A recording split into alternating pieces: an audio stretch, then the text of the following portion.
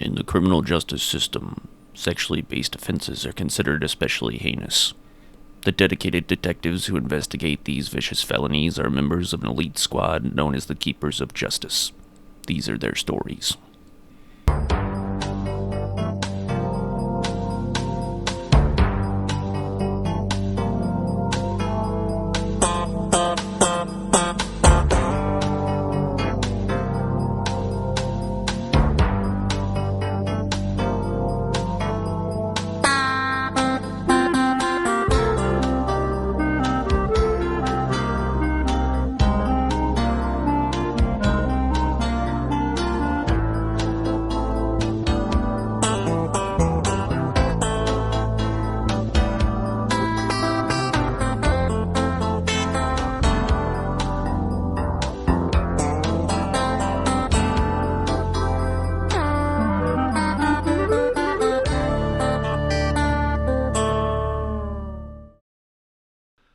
Per the trial of the Zoo Warriors Electric Boogaloo 2 versus the People, your plea bargain is as follows.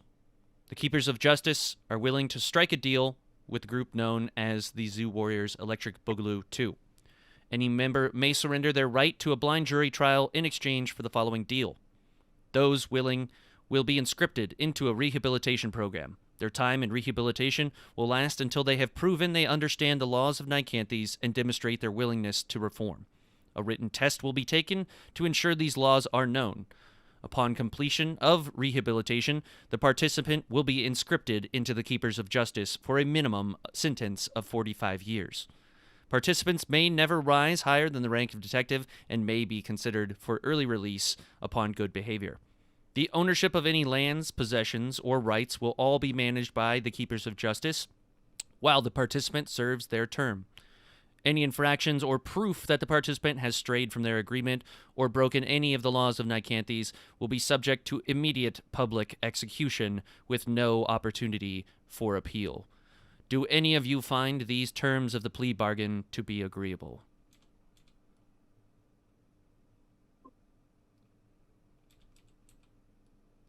$45, that's not terribly long. I mean, yeah, for an elf, what's that? You know, a blink of an eye. no, I look at the other guys and we're all shaking our heads. You're all shaking your heads yes or no? Left to right. Are you speaking for them, or? I wanted to do an obscene gesture to him, but I suppose it's probably not too. Yeah, I was actually gonna like take the paper and act like I'm gonna sign it and then just write "fuck you" on it, but we'll do it. we'll just politely say no.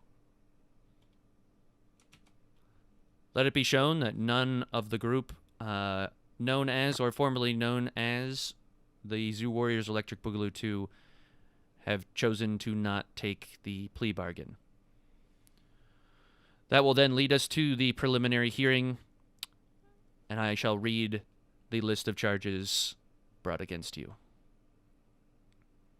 The list of charges brought against you are as follows.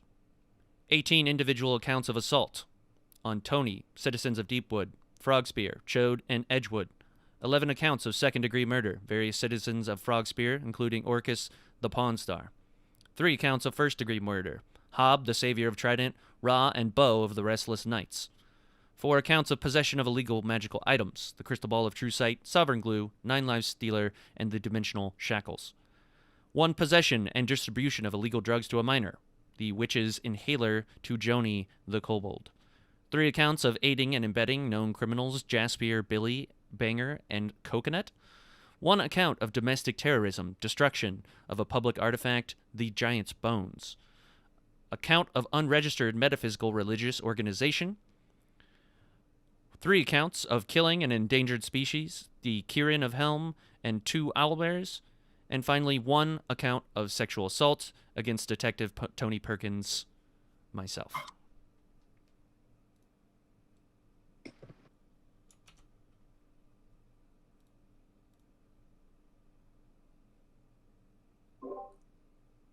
Is that all? No, okay.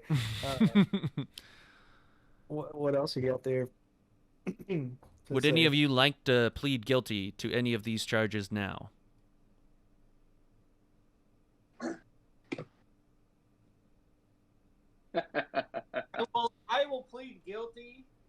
to sexual assault of Tony. If it's illegal to love a man, That's what you're pleading guilty to.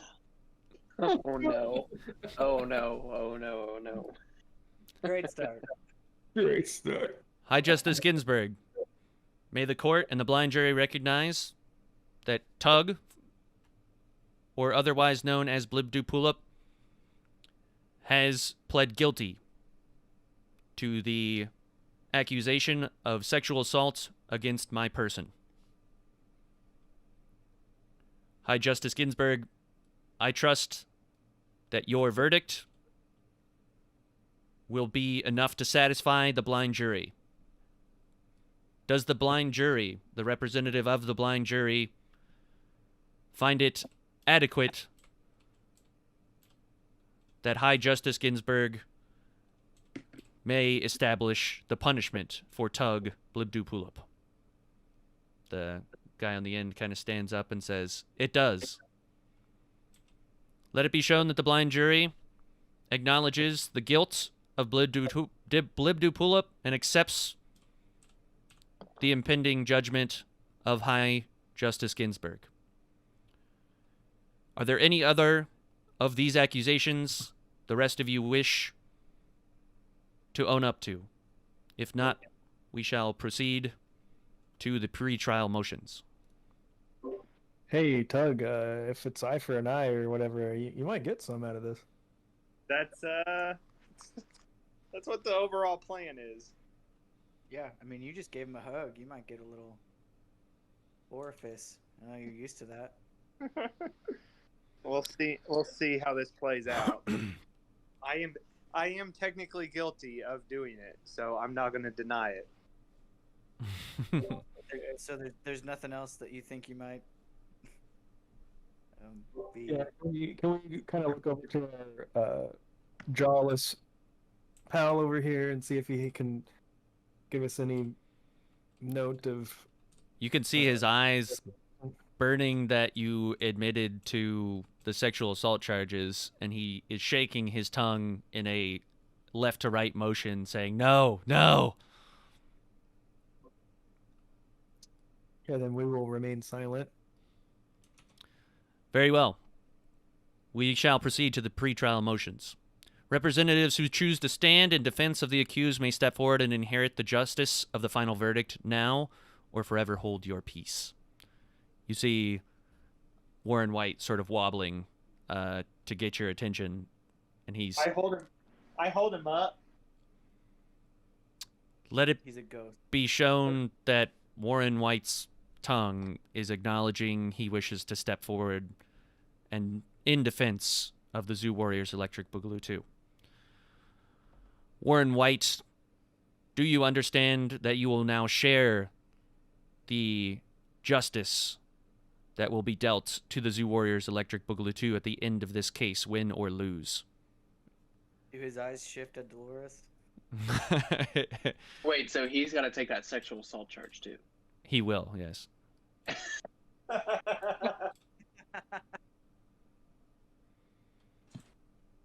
So Tony says, let it be known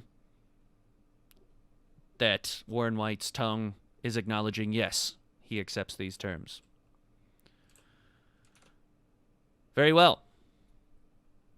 At this time, would the defense care to throw out any of these cases that they deem unfit, that they see as not enough evidence? Well, here, the court and all here, I was expecting a moment for an opening statement. Opening statements will begin with the trial. If you would like to proceed to trial, we may do so now. Yeah, I mean, what do we think we want to throw out, guys? And we look over to Tongue Boy.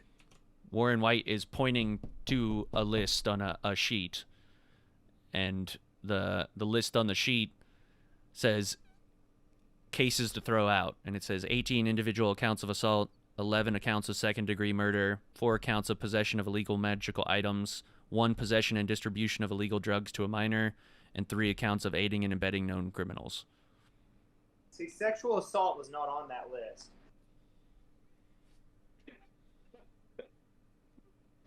So he clearly thought you could have got out of it. Is yes, what he's saying, but not by the means of throwing out the case. All right. But under each one of those lists a reason. The 18 individual accounts of assault.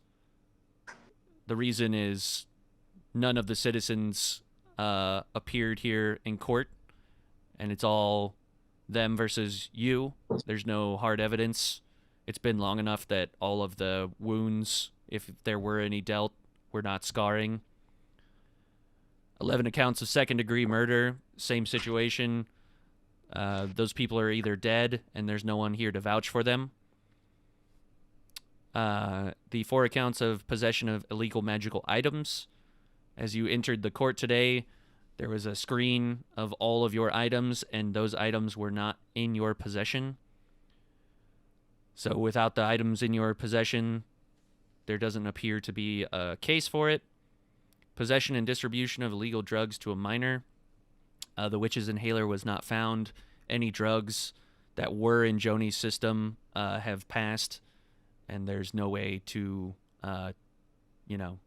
test that. And then the 3 accounts of aiding and embedding known criminals, Jaspier, Billy Banger, and Coconut. Without Jaspier, Billy Banger, and Coconut here, there's no real way to hold you accountable for the crimes that they committed. So, would you? I will go before the judge in court here to throw out a list of things. All right.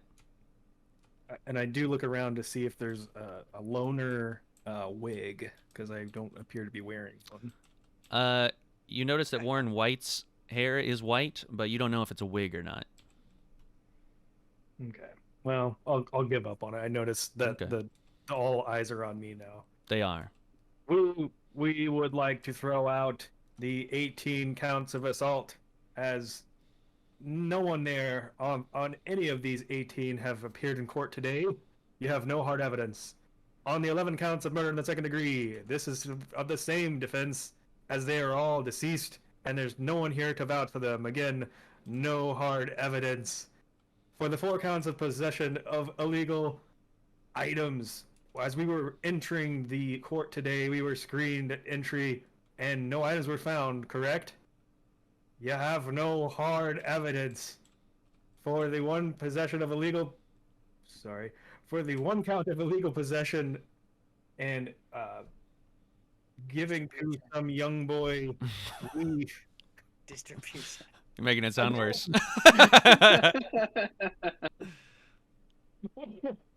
Hey, we were not found with a witch's inhaler, and with Joni, if there was any way to even test his system for these illegal drugs, you'd have no proof at this point. There'd be nothing to prove, as they would be through his system. Again, no hard evidence.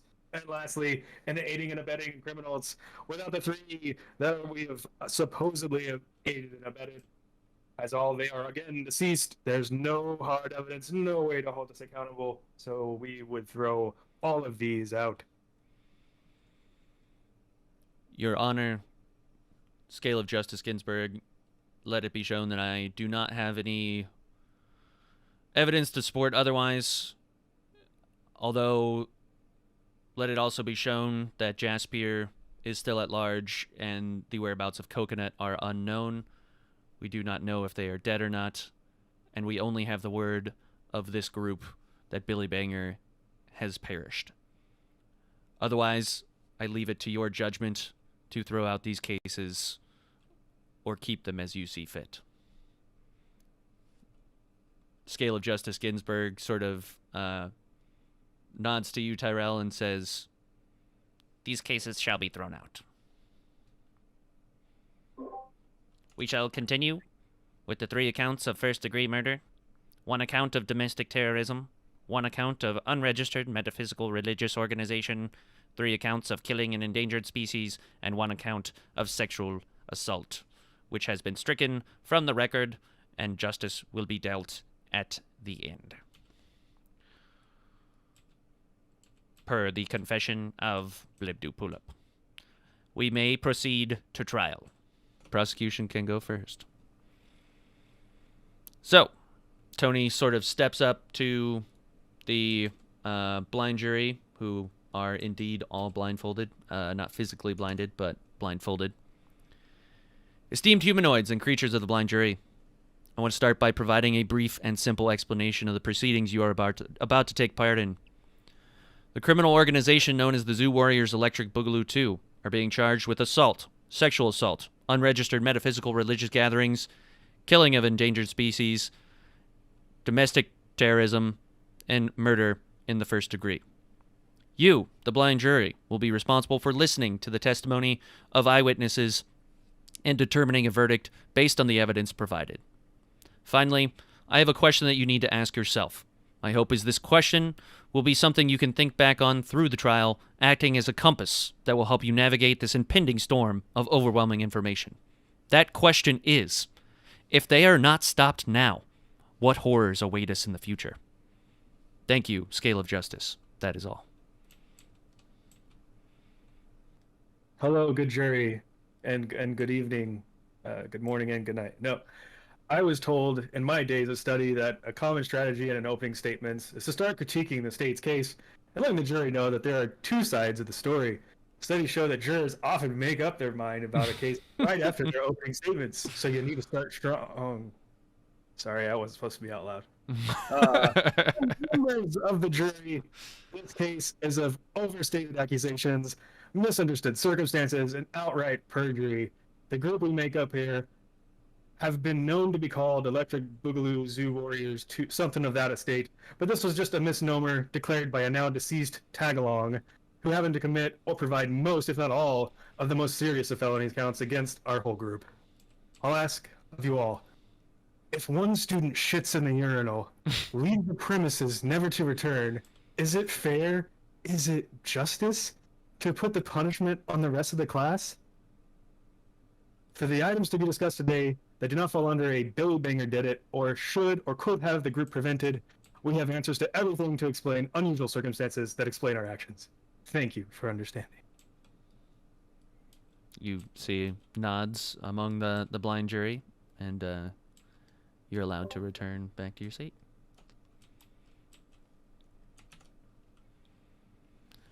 Let the trial commence. And she bangs her gavel on her podium, and Tony steps up and says, Your Honor, I would like to open with the assault charges. Mr. Baldbeard, can you recount your encounter with the Zoo Warriors Electric Boogaloo 2 in the town of Edgewood? Why, yes. I was merely doing my blacksmith duties by watching the town as the rest of them went into the forest to collect their wood. It was very common that they're gone at least a week, so I was familiar with this custom and was merely taking inventory of my stock when the Zoo Warriors Electric Boogaloo 2, as you say, approached me. They had a number of questions about the town, when people would be returning, if I would spread the word of their good deeds, saving the town from these apparent monsters that lived among us. When, seemingly out of nowhere, the lobster one shot a firebolt and scarred my face, as you can see here. He sort of points at his, still bubbling, somewhat fresh wound that has yet to fully heal. He says, I used to have a beautiful black beard, and I was not always known as Blackbeard the Broken. But the blonde-haired one in the crowd there saw fit to deem me with that name, and I wear it as a reminder of the atrocity done against me. in your opinion, why did the one known as Blibdoopulip, the lobster one that you pointed to, attack you? I'm not quite sure.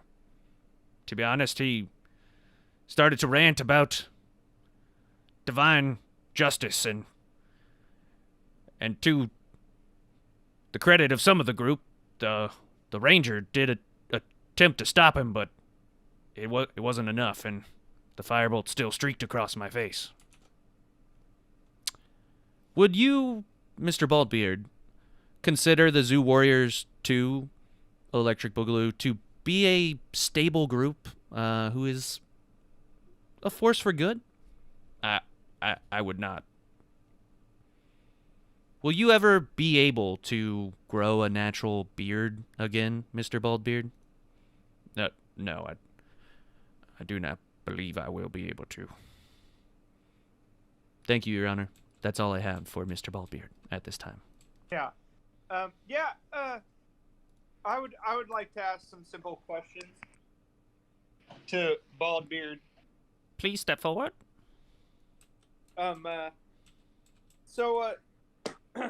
You accused me of striking your face, if I recall, correct? That is correct. Did I not come to you and apologize and tell you that these actions are wrong, and that if they might have happened, that I feel bad and am sorry for it? Are you admitting guilt? No, I'm asking, did stuff happen? Did someone apologize? You attempted to apologize, but my face is still scarred. All right. Well, I mean, if I could just hold your hand for just a brief moment. He kind of looks up at High Justice, and realizing that she can't see him, he says, High Justice, I don't feel comfortable touching my aggressor. Could I just put my hand on his? He's got it there. I just reach up and touch it. Tony steps up and says, Your Honor, Blibdoopulip is showing aggressive behavior towards my client, which they have obviously said they feel uncomfortable about. Please remove your hand from the eyewitness. So am I touching him? You are touching his hand, but the High Justice is asking you to remove it. Then I cast Cure Wounds just to fix his face. And I take my hand off and go and sit back down and say no further questions. So he kind of pulls his hand back as you cast the spell, and Tony immediately steps up and says, Your Honor! And then you see the Baldbeard the Broken sort of touching his face, and he sees that the wounds have healed. Like the blisters and the bubbles are gone, but the scarring still does remain. It did heal him, but it's hard to tell if he'll get a full beard back or anything, but it's not as hideous as it once was. And you said you went and you sat back down? Yeah, I just say no further questions and I go and sit back down. I was just trying to touch it. So Tony steps up and says, Your Honor, let it be known that my defendant was unwillingly cast a spell on. He did not ask for medical services from his aggressor. And I think this only goes to show the blind jury that Blibdoopulip tries to take matters into his own hands at the cost of the emotional damage of others. Objection. The High Justice Ginsburg says, sustained. You may... Yeah. My question to the eyewitness here is, good sir, do you feel any better?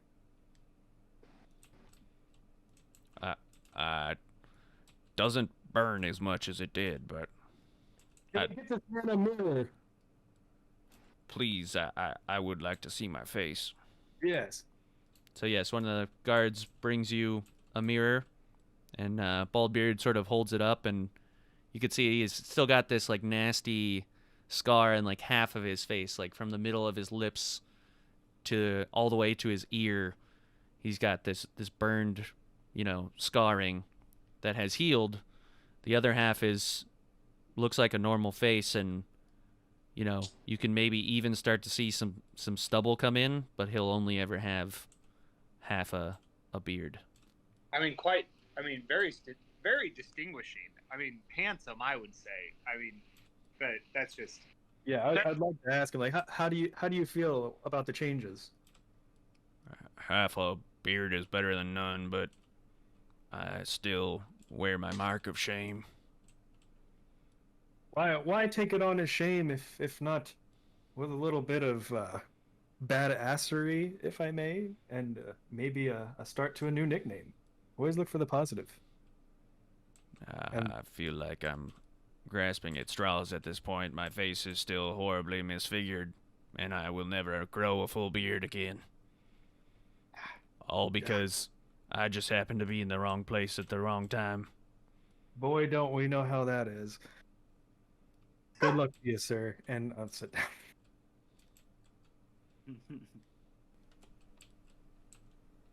I would like to call to the stand for my final investigation, Tug, or as he is known, Blibdupulip.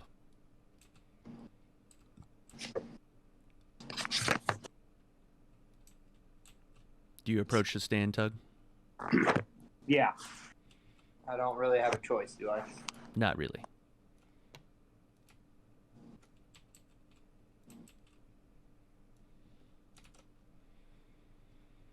Ma'am, can you recount the events that transpired between you and Mr. Baldbeard the Broken? No. None at all? No events? Are you saying you simply blacked out? No. Can you elaborate on what you mean by you don't remember? I didn't say I don't remember. I just can't recall. Can you elaborate on why you can't recall? We were really stressed, tired, been up for days on end. Things were really blurred together. I just know that the poor man went through a lot. It's really a shame. Wish it wouldn't have happened. What state of mind? You say you were tired, exhausted when you cast your firebolt. I just want to get in the mind of the motivation behind it. As I've asked the previous eyewitnesses, was Mr. Baldbeard aggressive in any way towards you? He raised his voice. I felt attacked. How did he raise his voice? What did he say to you? Yeah, I don't recall. You don't recall.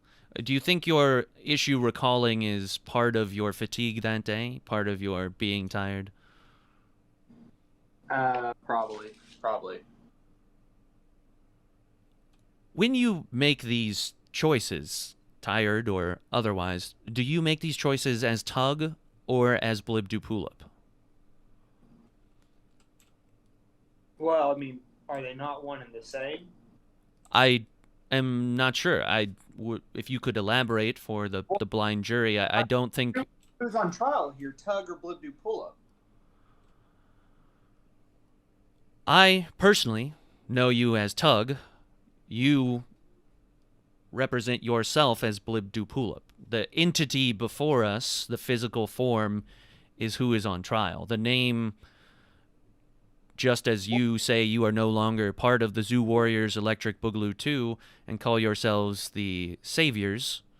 I have never personally been a part of the Zoo Warriors Electric Boogaloo 2.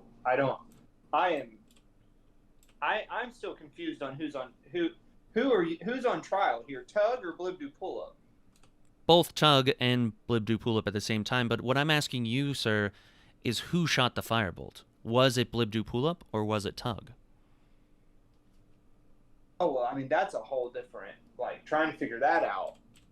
But that's exactly what we are trying to do here, is figure out why my defendant, Mr. Baldbeard the Broken, has a horrible scar across his face for the rest of his life for doing nothing more than providing information to strangers in his town.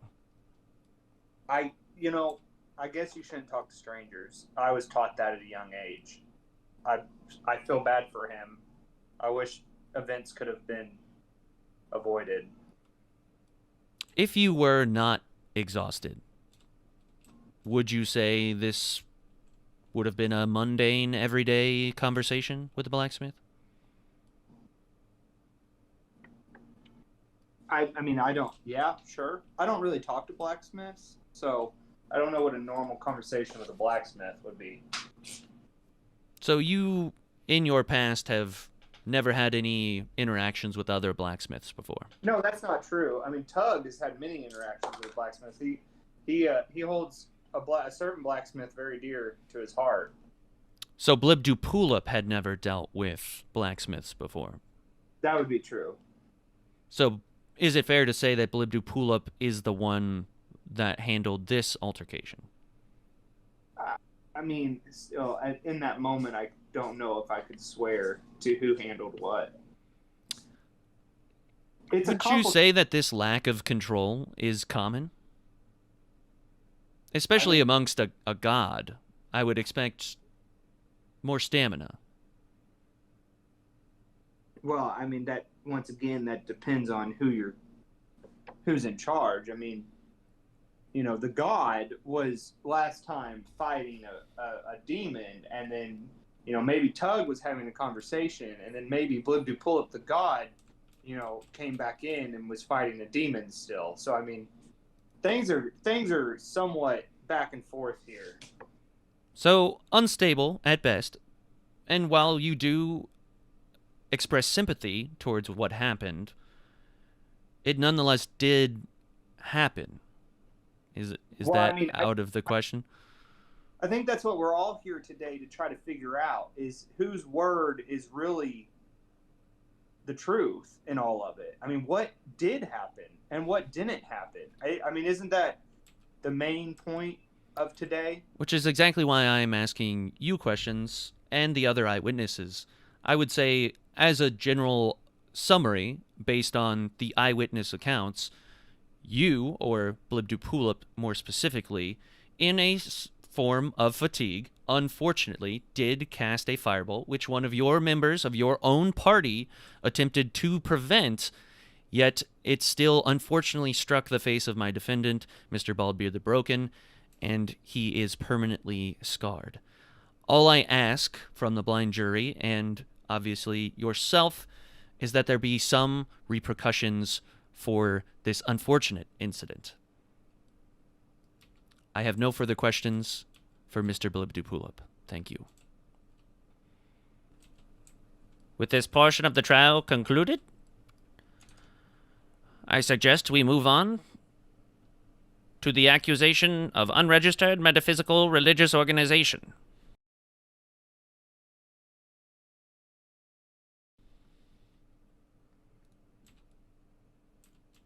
Tony Perkins, who would you like to call to the stand?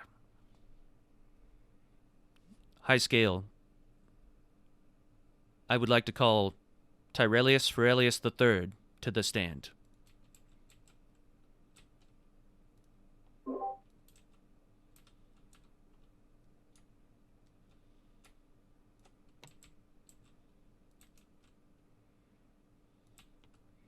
Tyrell, how are you? I'm kind of busy. It is a rather busy time, yes.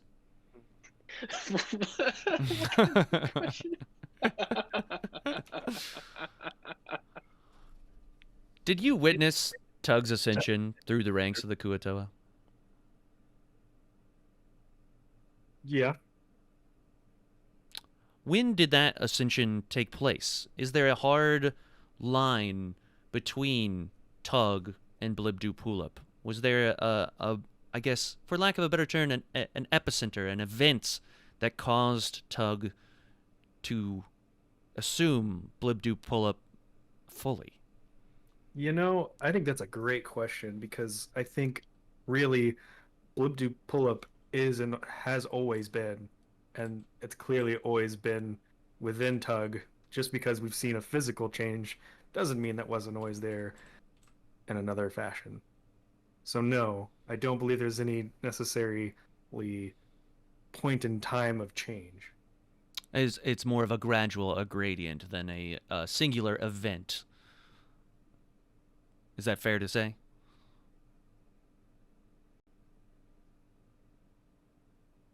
No further questions? No, okay, sure. Are the Kuatoa completely subservient to Tug, who they believe to be their god, Blibdoolip? I suppose. Have you witnessed this subservience, or have you ever witnessed any of them disobey Blibdoolip? No. He seems to be a good leader of them. They should have no reason to. So you've never seen any of these Kuatoa even doubt his word? In the smallest and most minor of offenses? No. So, with the Kuatoa being completely subservient to Tug, based on your eyewitness account, do you believe Tug to be the god Blibdoolip? Yeah. Are you subservient to Blibdoolip? We're pals, So it comes and goes, and while he's on another plane of existence, essentially, with certain powers and everything. So you can question his Yeah, godhood. we can have healthy and constructive banter, right? Of course, just as any friends do. Have you ever had this discourse with Blibdoolip on any trifling matters, say what to eat for breakfast, or who knows, who to bet on in a gambling match, per se? Nothing comes to mind because the examples you mentioned are fairly small. I'm sure there's some small stuff, but nothing that is even registering on the memory banks. How did you feel about Blibdoolip erecting a statue of himself in Frogspear? Did he run that past you? Did you have any questions about that or grievances? I don't live there. I see. So were you aware of the statue being erected in Frogspear? Sometimes our boy Tyrell here zones out, so no. Do you think Blibdoolip knows that to erect a statue of a religious idol in a city center, there's lots of proper paperwork that needs to be filed first? Well, clearly that was not understood. Have you ever seen Tug threaten anyone with the Kuatoa before? Threaten how? Verbally, physically, use them as a means to obtain something that he wants, essentially as hired muscle. Has he ever used the Kuatoa to persuade someone? The Kuatoa are a menacing fighting force, would you agree? They are most formidable warriors. I think as mentioning of the muscle, yeah, I think that's fair and shouldn't be anything wrong with that. As a person of his stature probably should have a guarded amount of individuals that can properly protect as needed. What I'm implying is less protection and more aggressive behavior. Has he ever threatened anyone with the Kuatoa? I mean, maybe verbally, but without any proper follow-up of that, I've never seen anything other than just hearsay words. Is the raising of the 1/3 of Frogspear not enough evidence? Evidence? Yes, the Kuatoa have taken over 1/3 of Frogspear and claimed it as their own, erecting a statue in the image of Blibdu Pulip and sending out missionaries to gather more followers. Have you never played Civilizations? I'm not aware of this game, no. Yeah, I feel like that's kind of natural progression with things of survival of the fittest. No, is there? I don't see a problem. Under the proper regulations, I would agree. Yes, missionaries are a great way to expand your religion. But again, we are discussing the Unregistered Metaphysical Religious Organization, which Blibdu Pulip is very clearly in charge of. So what I'm asking is, are these actions something that should be taken upon someone's responsibility before the proper paperwork is in place? And where would he know / should have been made aware? Like what entities were even nearby Frogspear? Like I don't see how he Religious affiliations are all over Morningstar. It is well known in each civilized society. So say you, yeah. Say, yes, me, as an extension of the city of Nicanthes, the continent police of Morningstar. Mm-hmm. The laws are well known. You guys just got a PDA. I don't believe this. PDAs are merely a technological advancement of the Artificers College. If you care to speak of religion, simply go down 2 buildings to the Great Convergence, where the hall is home and host to an enormous slew of registered metaphysical gods. Mm-hmm. Just a few more questions for you, Tyrell.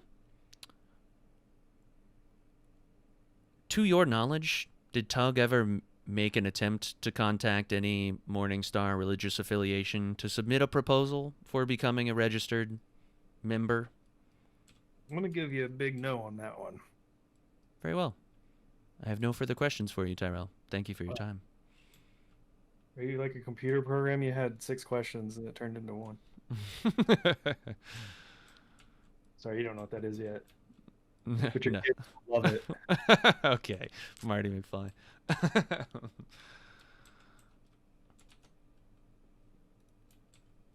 Do the Zoo Warriors Electric Boogaloo 2 have any questions for Tyrell while he's on the stand, or wish to call?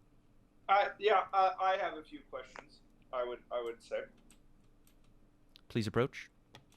Tyrell, in your journeys, would you say that the Kuatoa have ever been mean or aggressive towards you in any way? Absolutely not.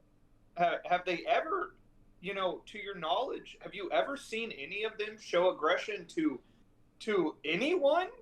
No, they're quite resourceful. They build well. They're very respectful.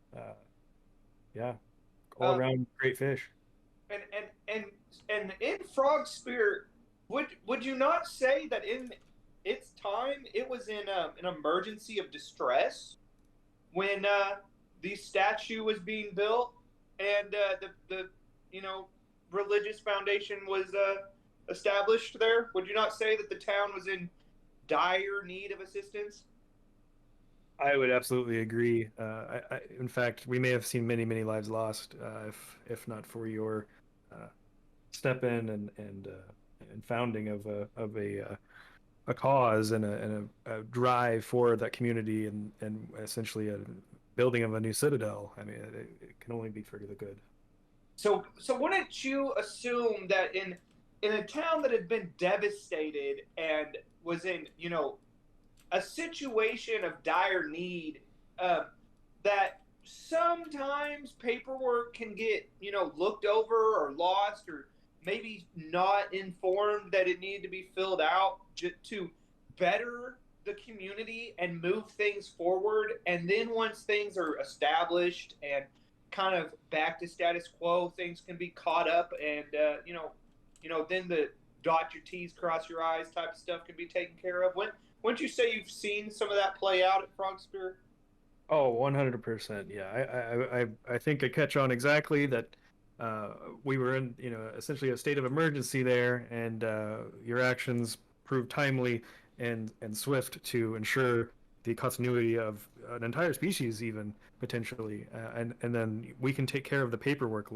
As now that we're aware of this, we know we need to take care of that. So I don't see why there's any additional Hi, need. Justice Ginsburg. I object. This is merely speculation between two members of the same party.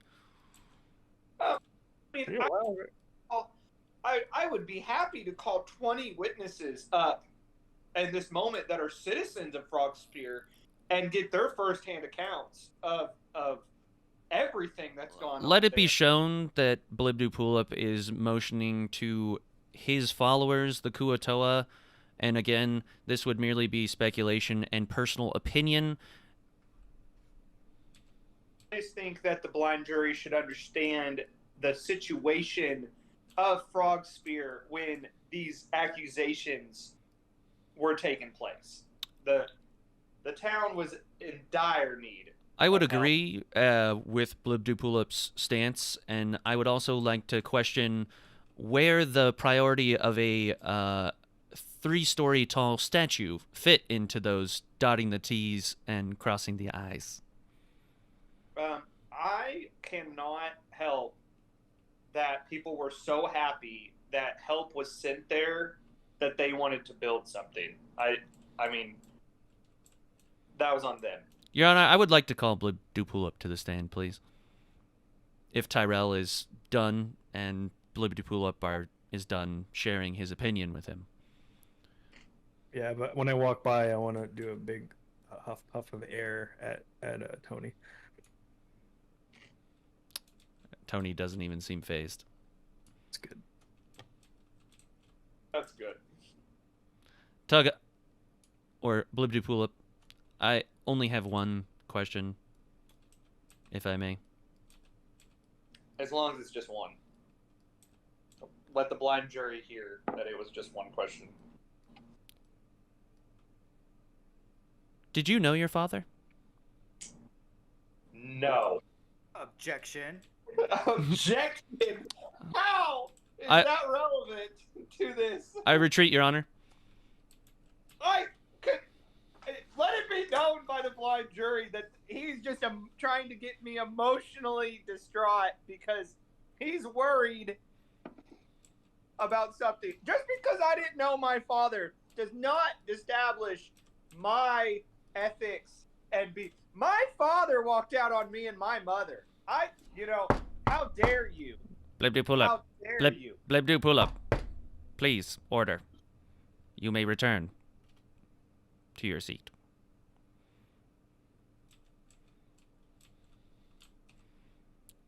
Your Honor, I would like to call one final person to the stand in this order. I would like to call Bastian, the former owner of the Pointy Stick and the current owner of the Golden Blueberry, to the stand. So you see Tug, your good old buddy, old pal, sort of saunter up to the stand, and he's kind of looking at you with kind of big eyes. They've cut his tongue out already. Mr. Bastian, can you tell us your relationship with Blibdoopulip? Why, yes. I operate a business called the Golden Blueberry in the new third of Frog Spear. We serve blueberry wine and the finest seaweed to all the patrons that enter our doors. How was your establishment spared in this enormous fight against this giant. Was yours the only establishment left standing after this bout? By circumstance alone, it was the only building left standing after the altercation. Peculiar. Are you business partners with Blibdu Pulip? Wasn't always partners, but I provide a service and he provides the clientele. And that service is blueberry wine and seaweed. I see. Why these two items? Do you know why these two items are such a hit among the Kuatoa? I believe they have religious meaning. I see. Just a few more questions. Have you ever seen Blibdu Pulip use the Kuatoa aggressively or show any acts of violence on your premises? The Kuatoa are most noble people. I can't say that recently there's been any altercations. Recently there hasn't been any altercations. In the Golden Blueberry, are you implying that there were or was something that happened in the Pointy Stick before you were affiliated with Mr. Blibdu Pulip?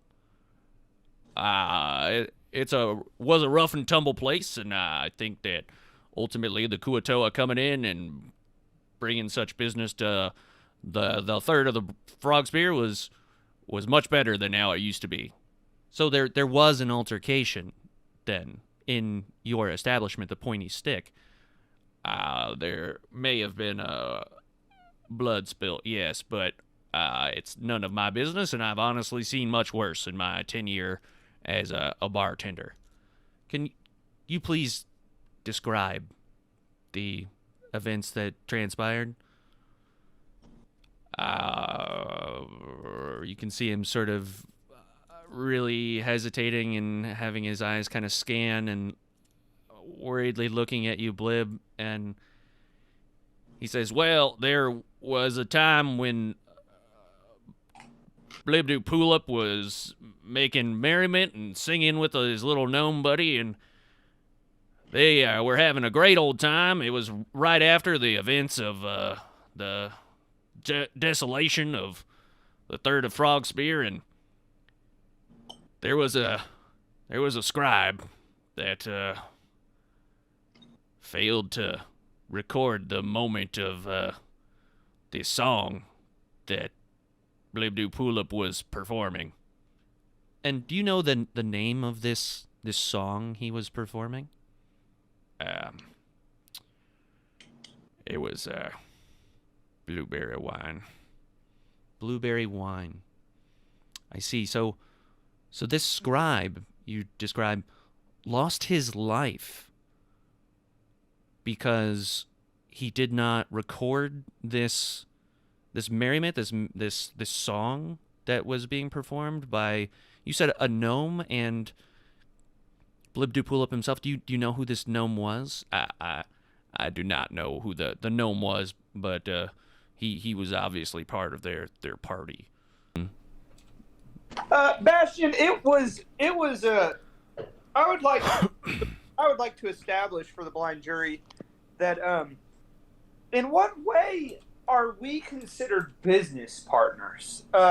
As you said earlier, I provide a clientele and you provide a service. I mean, how does that make me a business partner? I don't gain a profit from your income, do I?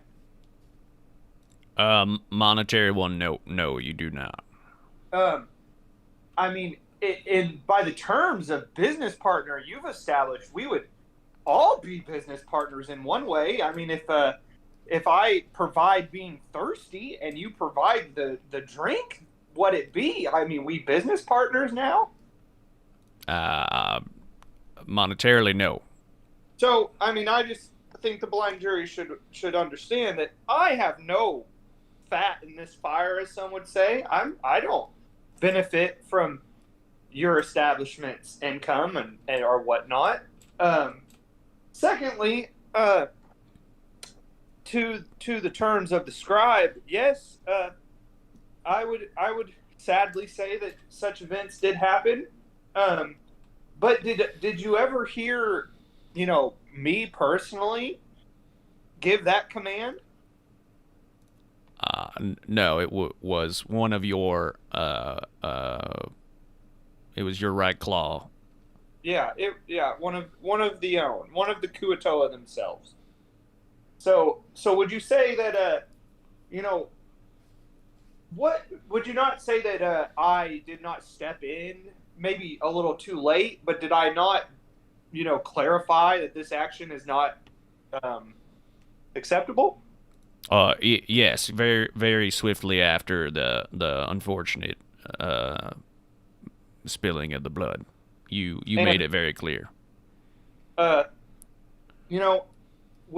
you also say that in general that this 1/3 of Frog Spear has profited and grown, and the community is starting to accept the Kuatoa? It has. Some are slow to come around, but they don't have much choice. Yeah, because they live there, correct? Correct. So this is a free world for people to live where they want to live, right? I would agree.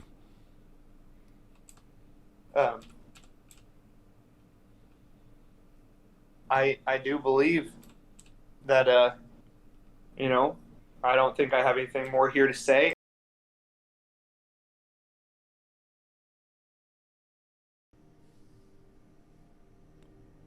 We accuse the Zoo Warriors Electric Boogaloo 2 of the killing of endangered species. 2 accounts of killing an owlbear, and 1 account of killing a Kirin. So Tony sort of steps up and says, Tyrell, I would like you to take the stand next, if you would, please. How would you like me to take it? 1 step at a time, and then you may seat yourself however you see fit. I actually don't know when I sit down if I can see over the I'm going to stay standing at the stand. You may stand as well.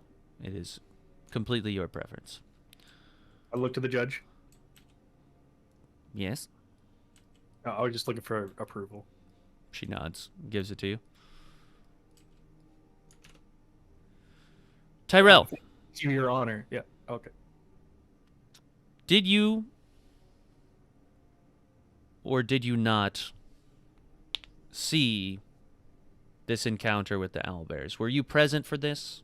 Can you recount this in your own perspective? At the beginning of the encounter, I was further back in the pact, I will admit. Can you describe your scenery? Where did it start? Where did it end? There was a cave. Is this where it ended or where it began? Well, the owlbear was within a cave. So you all came upon a cave and decided to venture inside and found these owlbears? Or you said that these owlbears had attacked you. Mm-hmm. Yeah, we incidentally disrupted them, and they ran after us. Yes. So they ran out of their caves towards you. Well, we were kind of stuck in the... Not much of an option there, yeah. So you, on your path through Lambros Forest, walking down the trail, see a cave, decide to approach it. The owlbear comes out of the cave and attacks you directly?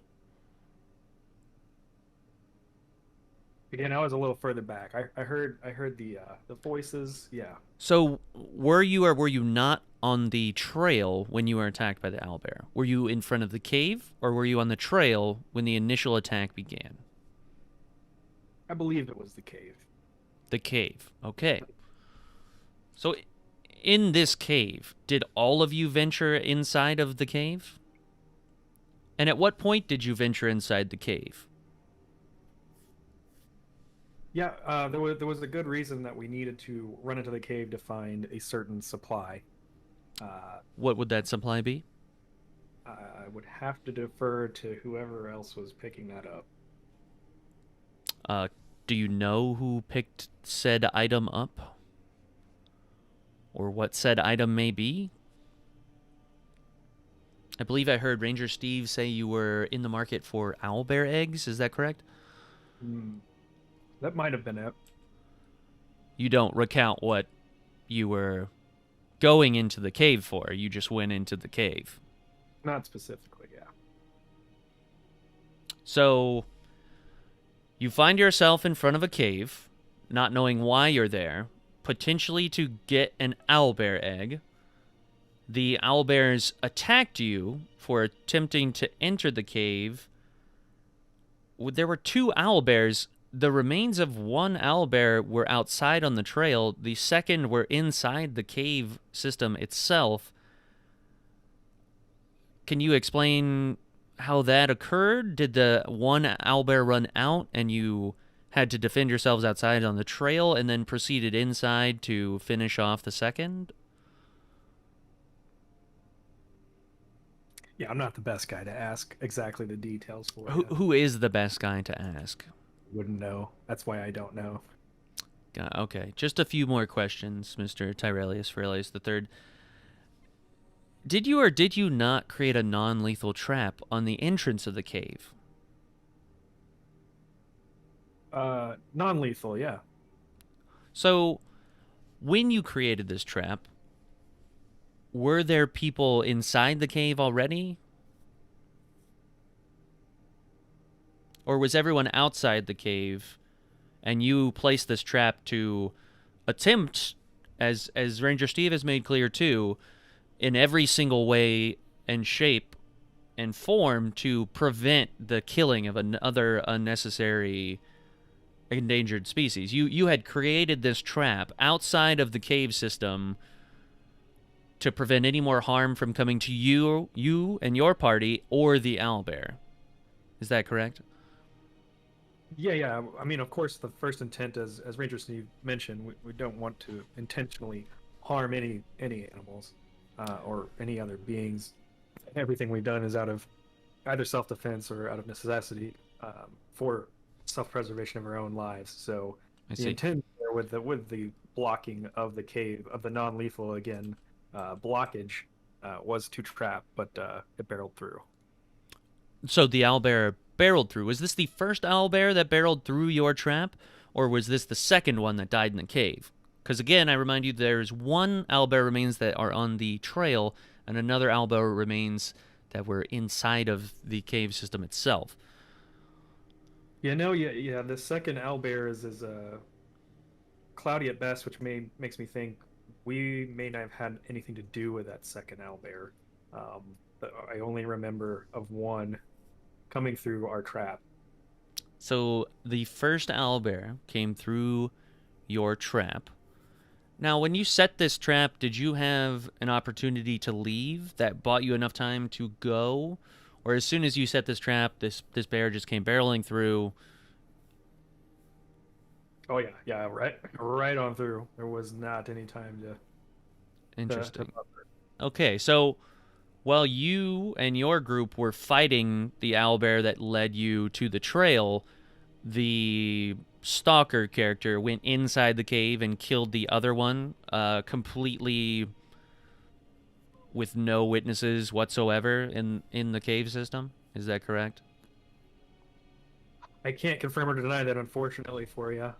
I would hope that's not the case. If it was possibly something already there. Can you at least confirm that you fought the other owlbear outside the cave?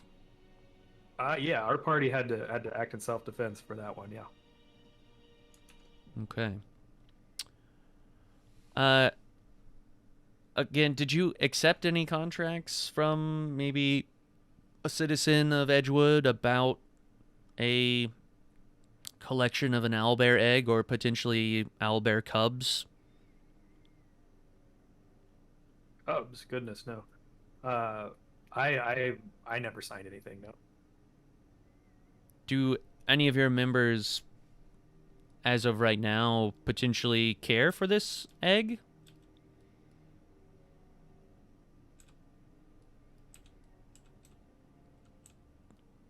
Who says we have an egg?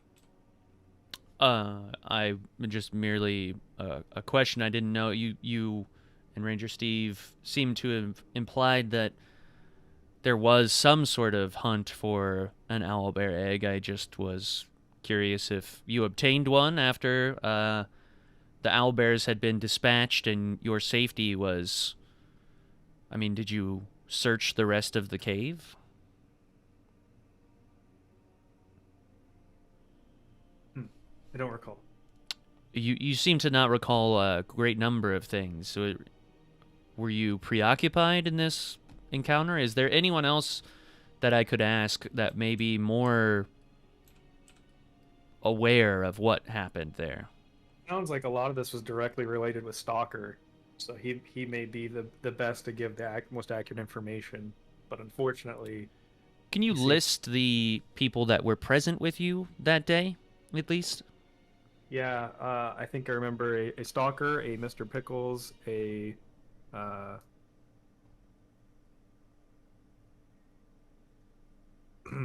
Sierra, Leonidas. Leonidas, and Jeff Bezos, potentially. Let me help you out. Maybe Tug was with you that day? Maybe. Was he? Probably. Again, not a lot of definitive answers from you I'm picking up. Sure. I have no further questions for this Thank you very much. witness. You may return to your seats. I would like to call Ranger Steve back to the stand, please, under the pretense of the Kieran. Ranger Steve. Yeah.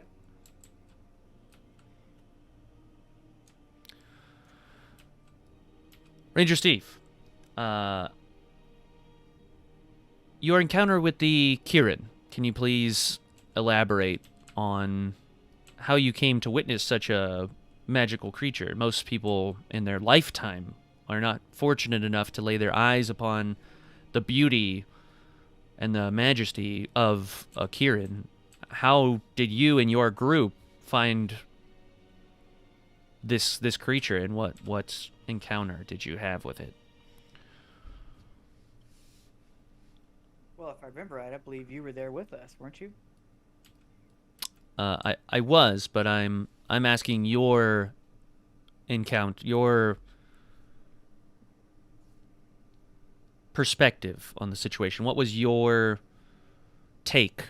How did things unfold? So, I mean, we were in the forest, trying to get out, honestly.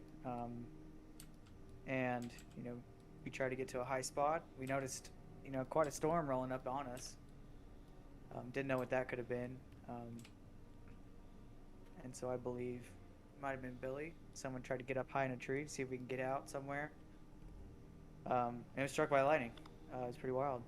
So we kept going. We got into a clearing, and that's when, the Chiron came down. When the Kieran came down, you and I, as you stated, were both there. It did show hostility towards our party first, but then it did realize that we were not the threat it was looking for and proceeded to have a civilized conversation with us, correct? Right. Much to compare to what we're being charged for here today. Once it realized what we did and who we were and our account on what we were as a group, it realized that we were not what it was looking for. And then, the conversation changed and got a lot less hostile. So there was definitely a moment of calm. Initially, emotions were high. Maybe it came to some blows, but both parties were managed to level their heads and have a respectable conversation and actually make some progress. I recall those events very well. I recall our unfortunate departure of Billy Banger, the gnome. Happened to occur in this instance. He seemed to have some sort of religious affiliation with the certain god that both he and the Kieran happened to share. This magical pool of blood, supposedly containing extreme magical power, potentially the blood of a fallen god. The elf Corellin. All of these things seem outlandish and crazy, but there was a communion between both the Kieran and Billy. Would you agree? They spoke to a higher power, and you witnessed what did your companion Billy do, and by extension, what did the Kieran do after that conversation? Right. Yeah. I don't know what they might have talked about. They were both followers of Helm. They shared some sort of connection there. They shared a moment. I don't know if it was telepathy, something that the Kieran can do that we couldn't hear. But that's did the Kieran address anything, any particular guidances or words of wisdom or quests that were bestowed upon you from this Kieran as a translator from this godly entity? Helm, I believe it was. Did the Kieran have anything to say to you before it, as you will tell us shortly what happened to the Kieran, but did it have anything for you? Did it tell you to do anything? Did it have a task for you? I recall something specifically, but I would like you to see if you recall what this thing was that it tasked us with.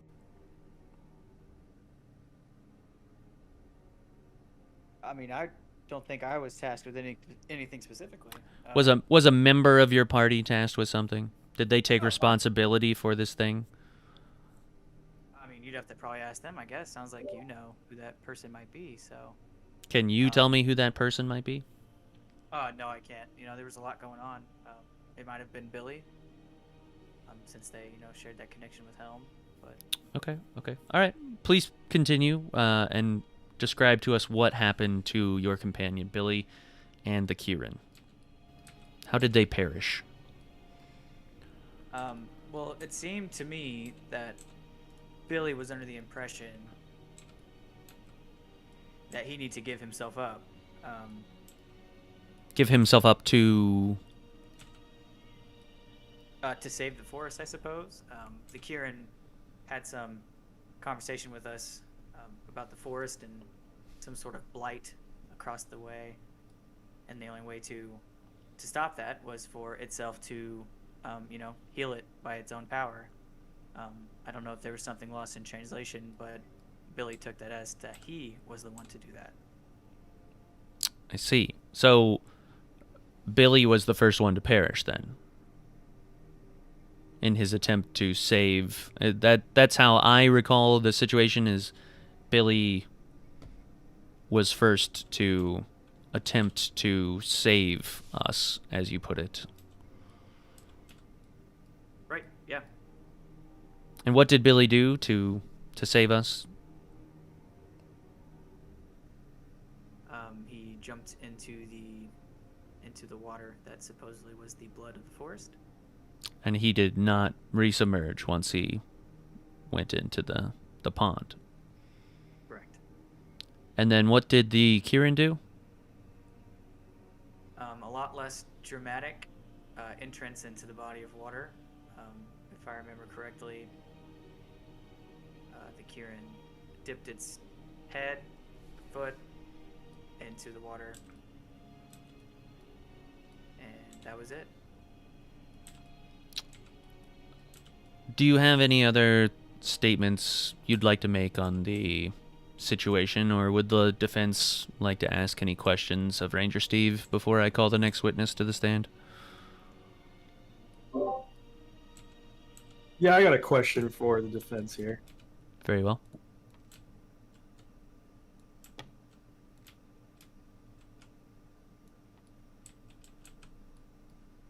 Do you remember meeting the Kieran?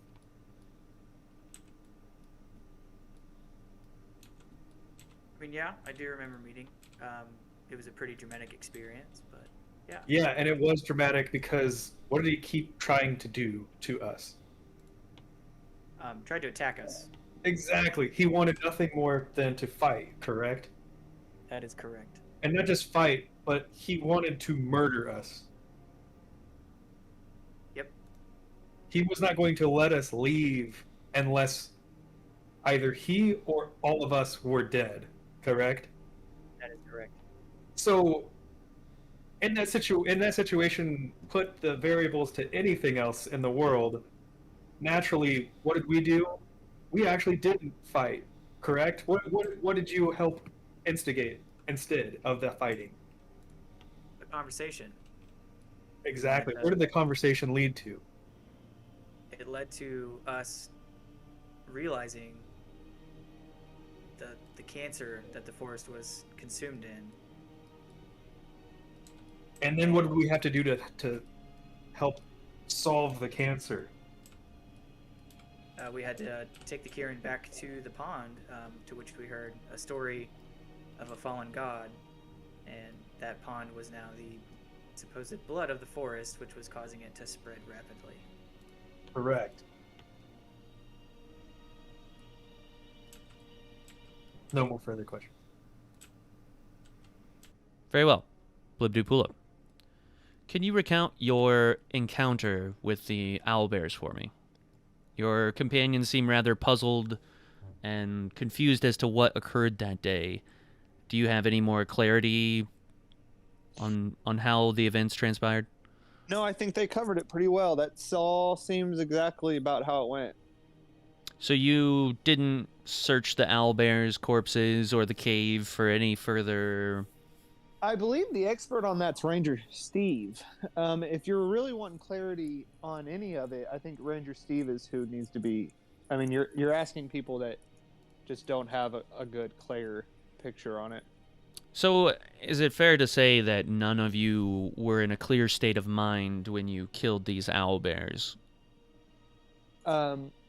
Once again, I never killed an owlbear. So to accuse me of killing an owlbear, which I did not do, I can't speak on. But your companions did kill the owlbears.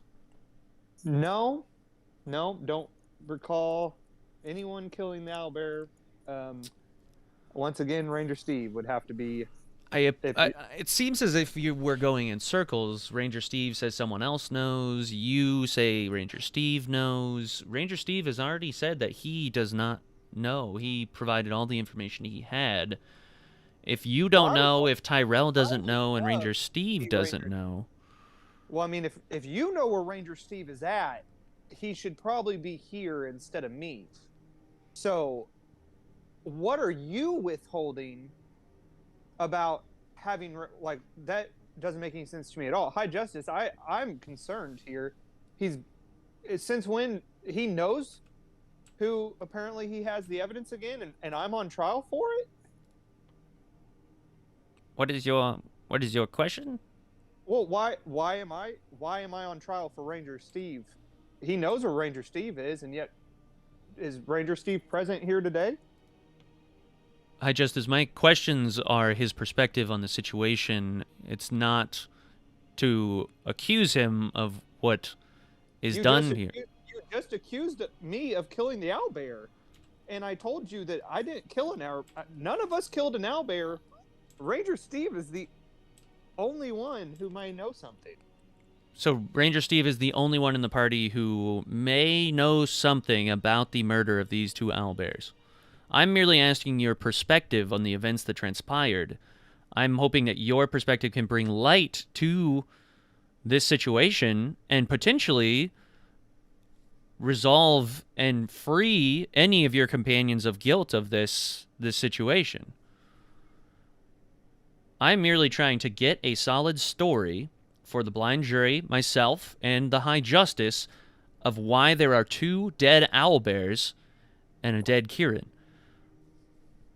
If you say you do not know, that is fine. I can move on to the questions about the Kieran, because I was there at the Kieran, and I can help illuminate some of these missing details. I just wanted to make sure that you, the Zoo Warriors Electric Boogaloo 2, had your say first before I took the stand. So, moving on from the owlbears, which you say you have no knowledge of, but your companion ranger Steve does, after admitting to me that he has no further information on who killed said owlbears, despite Tyrellius Ferelius III's perspective that there was an attack, one that took place outside and one that took place inside the cave. Can you recount your encounter with the Kieran for us?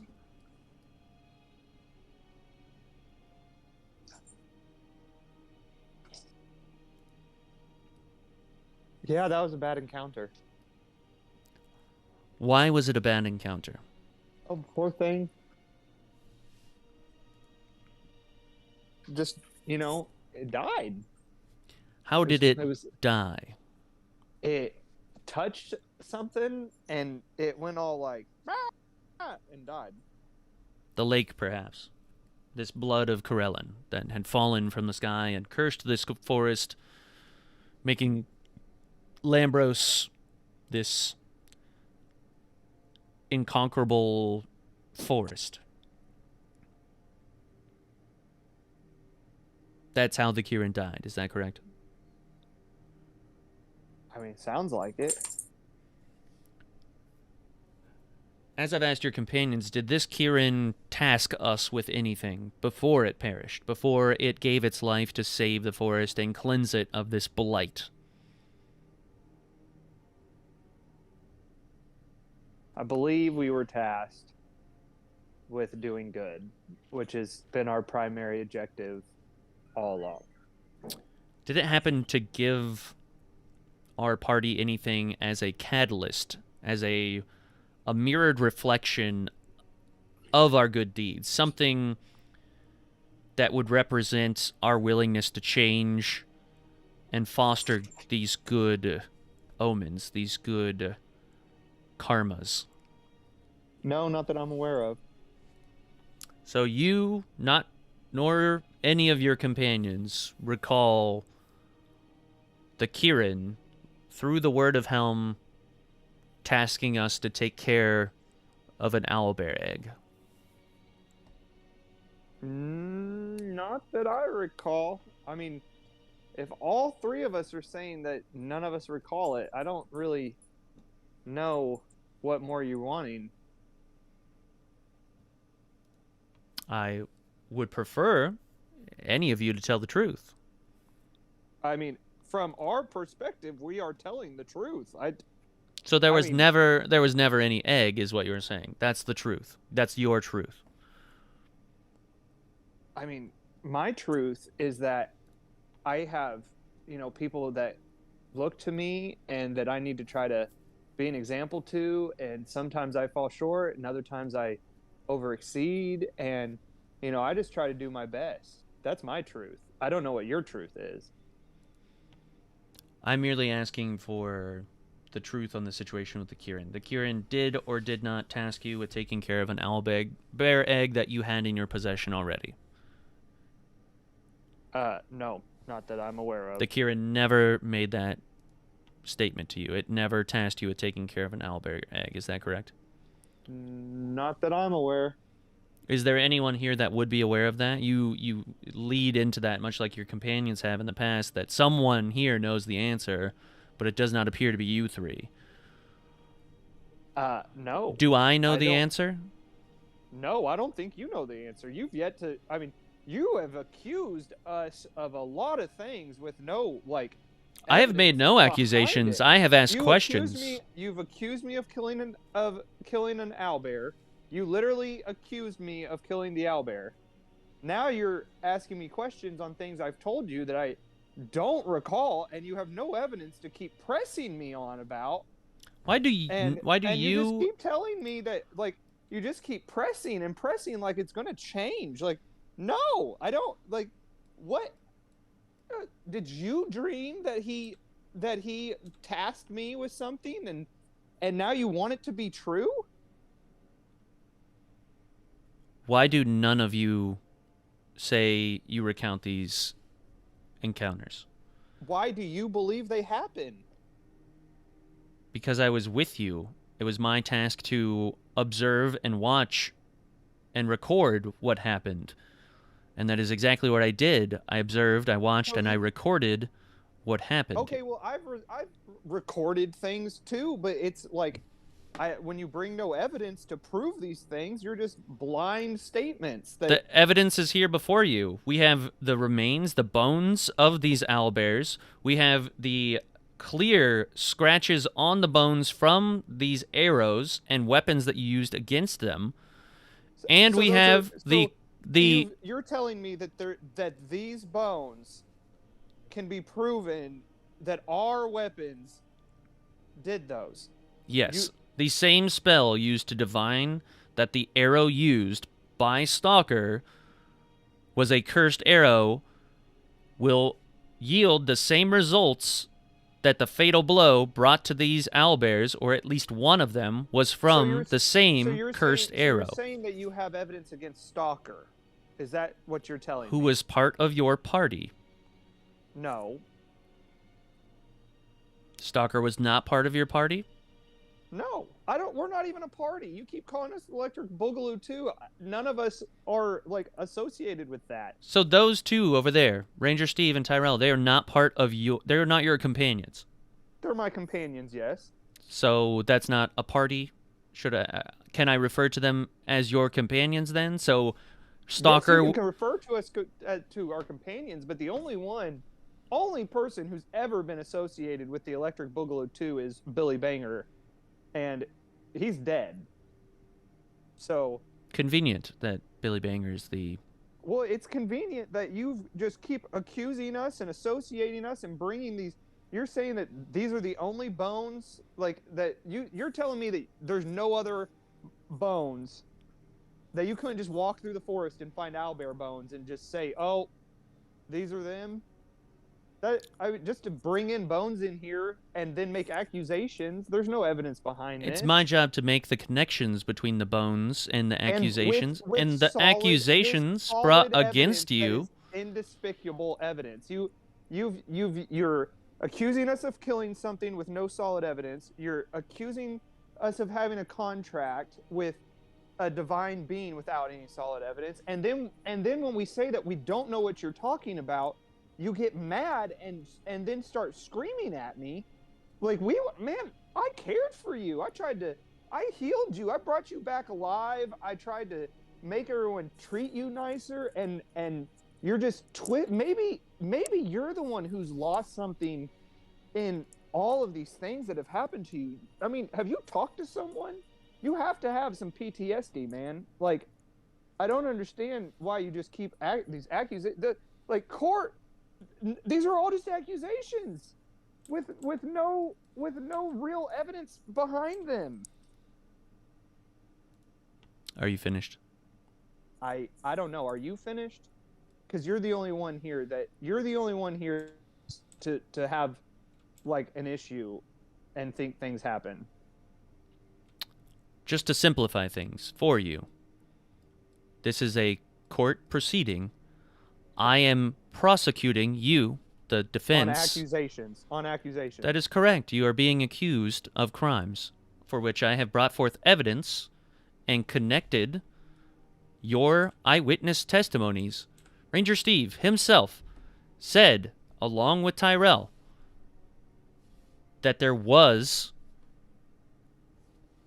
a flyer, that you were there to retrieve something.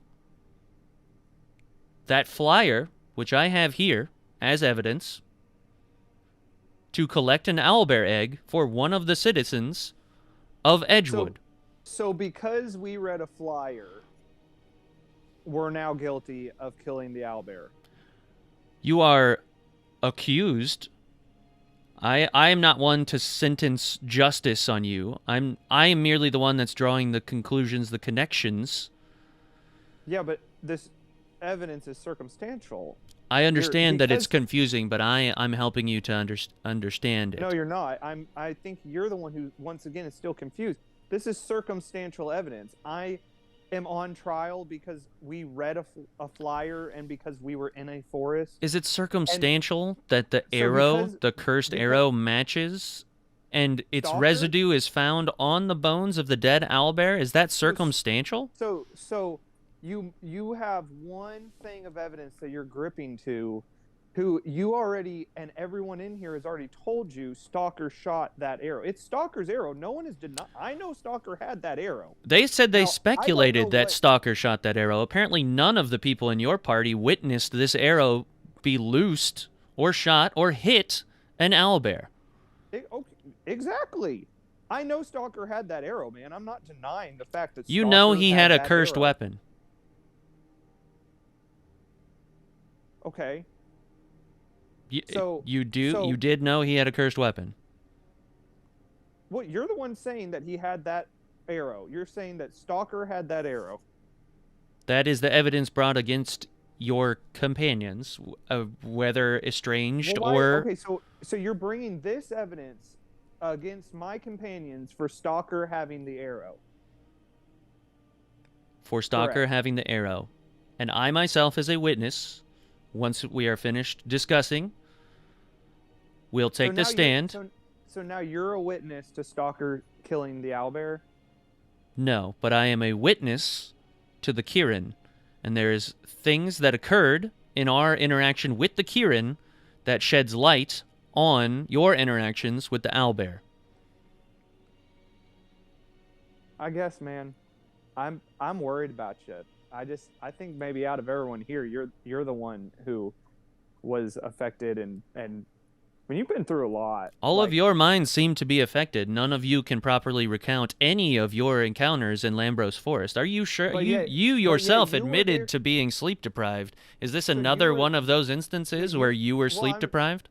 But I mean, you're saying that all of our minds were affected, but yet you were there too. Yes, and so- I can recount the so your situations mind- clearly. So So why your am mind I wasn't any different affected? than you or any of your companions, estranged or otherwise? But who's to say that your mind wasn't affected and you're remembering? Your this Honor, I have completely no different further than- questions for Blibdoo Oh Pull wait, Up. because we hit something. Listen to this, Honor. He's backing away. He's accusing all of us of our minds being affected, but the fact that his mind could have been affected. Oh, now he has no more questions. That's fine. I'm gonna go sit down.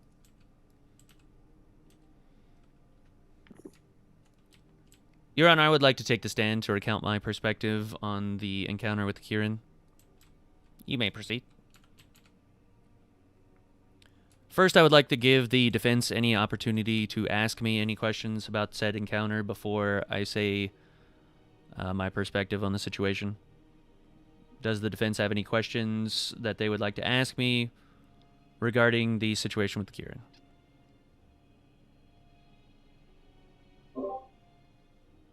Yep. Ranger Steve steps up. Yes, Ranger Steve. Where were you when you witnessed the Kirin? I was along the edge of the pool of Corellin's blood. You were along the edge. Correct. With the party. False. You were not with us in that instance. Prior to that, Billy had you walk through the forest to try and find a way out of said forest. You were not with us when we first encountered, or during the duration That of is- us near the pool. That is correct. I walked into the forest per Billy's request and doubled back to keep an eye on you. But you just said you were with us at the edge of the pool, correct? Correct. I was in the proximity of you at the pool. I was at the pool's edge. You were at the pool's edge across from me. We were in proximity. I was with you at the pool. But how come none of us saw you there?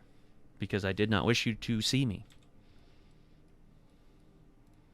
It was my job as a detective of the Keepers of Justice to observe, report, and give feedback, to provide a report on you and your party, whether you be known as the Zoo Warriors Electric Boogaloo 2 now or then. It was my job to track you down and witness and record everything that I saw and report back here.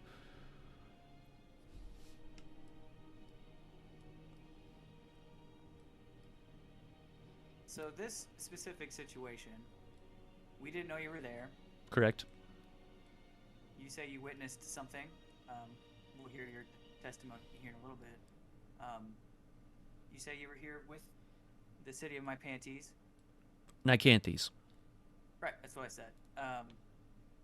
To follow us, to record our doings. Who in our group specifically did you sort of lean on? Lean on? In a group? Yeah. You know, who told you what to do throughout the time of you being in our group? Billy Banger had a large number of requests for me, and to maintain my cover, I indulged him in his fantasies, ones of gaining membership into his club through ridiculous and preposterous means, putting me through trials that none of the rest of you had to match, even new members coming into your party, and just gaining instant membership while I was forced to complete 100 tasks. And while Billy provided the majority of these rules and tasks for me, he was not alone in my torment. So, what you're saying is, your mind has been so corrupted by your position to obtain some information on us that you listened to Billy and did a number of terrible things, supposedly. What are some of those things that Billy had you do that you so willingly did? My mind is as sharp as ever, and my resolve is clear by the lack of my limbs and my dedication to my profession. My service to this city, Nicanthes, cannot be questioned. I have 2 peg legs. I am missing an arm. My face is scarred from the hot coals that Billy, a member of your party, forced me to drink while all of you sat aside and watched me consume those coals just to continue to remain in your presence and record your doings. Objection. No one forced you to do anything. Everything you did was on free will, and I told you never to do anything that Billy said. I withdraw. So, you're telling us that we sat by while Billy told you to do these things. And you did that in order to just partake and be with my companions and myself? You and your companions had threatened my life before if I didn't comply. You yourself drew a bow on me in the city of Frogspear. You were ready to kill me. And then what happened? You pulled back upon the wise advice of your companions. Exactly. Is there a point to this? Yes, I think we can all direct it straight to Billy. And the fact of the things that you did, that you willingly did, we did not force upon you, to be a part of our group, is astronomically stupid. You cut off your legs and... My legs were not cut off by myself. I was put in a position where my legs were cut off. I was put into that position from your party. What sane person would do those sort of things to then follow our group just for that reason? To listen to something like that and do those things when none of us, you could tell none of us had to do that.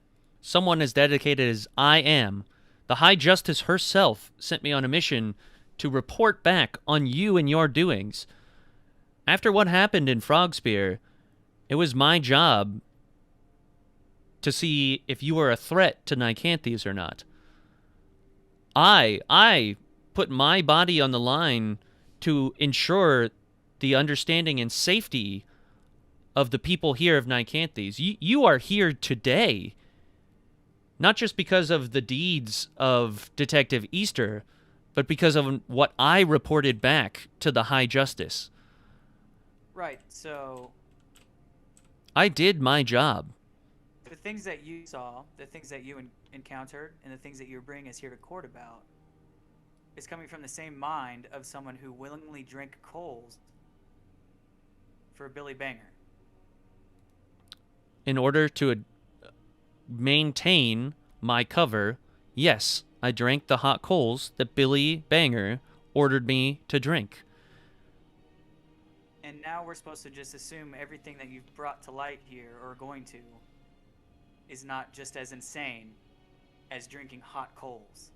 Assumption has nothing to do with it. I brought evidence to the court, and per your eyewitness testimony, as shoddy as it may be between the three of you, there are parallels drawn between the evidence and the eyewitnesses that you provided and the questions that I asked you. It is not up to me to pass judgment on you. It is merely up to me to paint a picture for the blind jury and the High Justice to see if they find you guilty. You question me as if I'm the one handing down your sentence.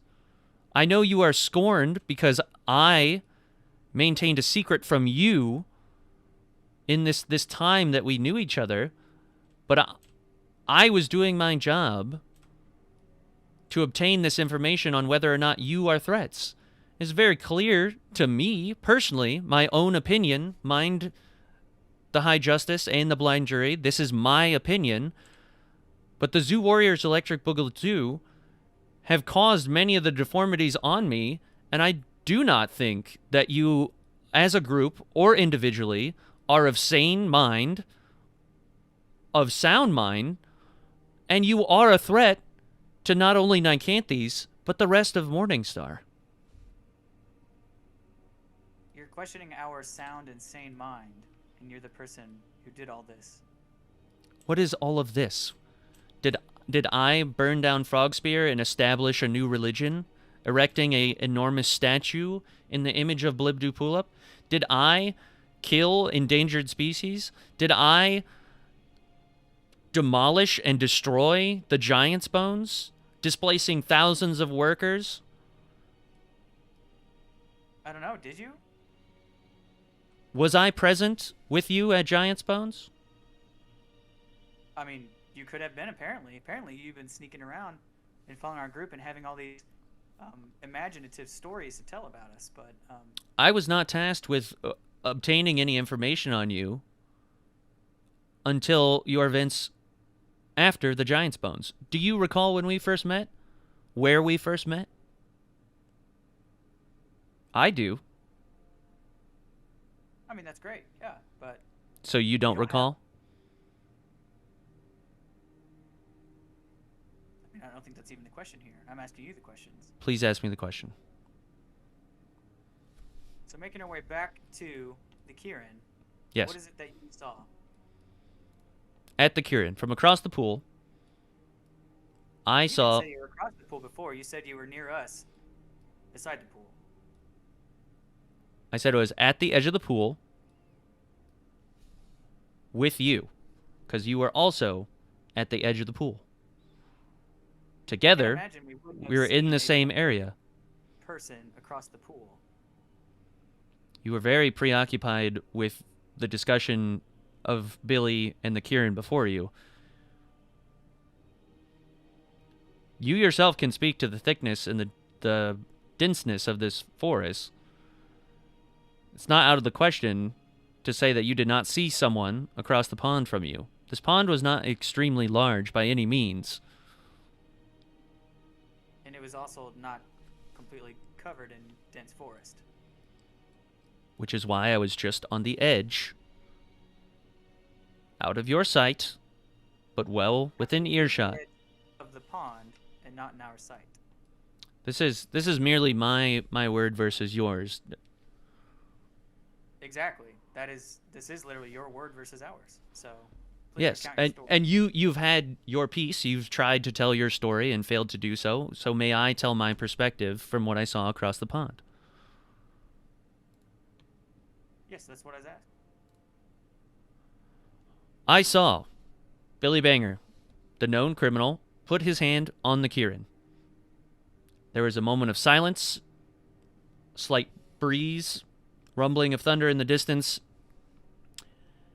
and then I saw Billy proceed to jump into the air, over the pond, throw up 2 fingers, splash into the water, and disappear.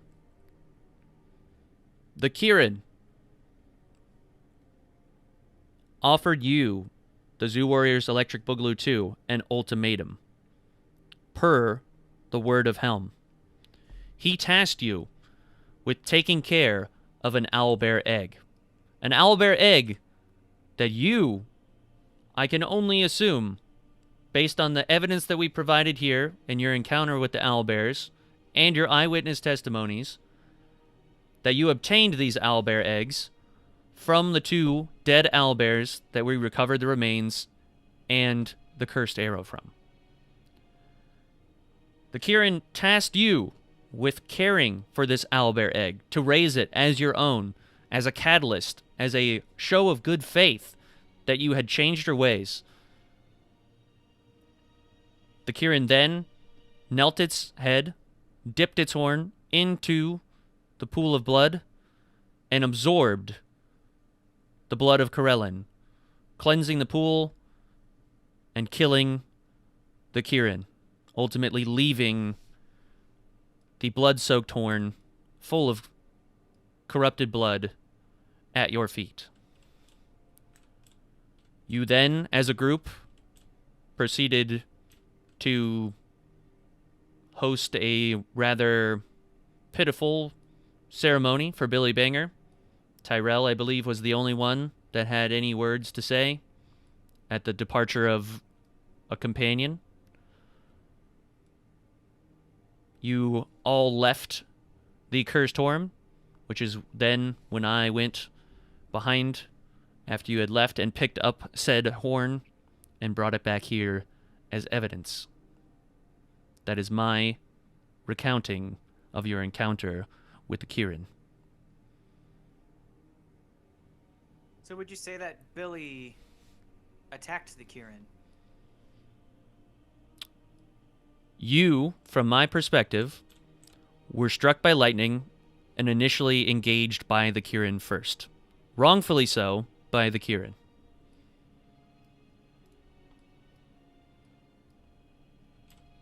But would you say that we attacked and killed the Kieran by our hands? You yourselves did not kill the Kieran. No. Okay, so case closed. We should not be tried for killing the Kieran, as you so said right now, that we did not do so.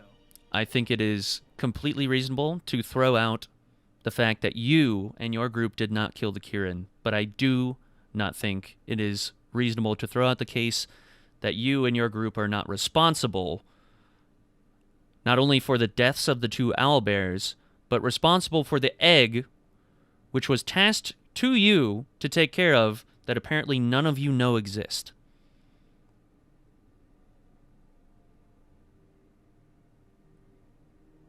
That is, and has been, my intention to show the blind jury today, is that while you may not be responsible for the death of the Kieran, that you are responsible for the death of the 2 owlbears, and you need to be responsible for the oath that you made to the Kieran in its last moments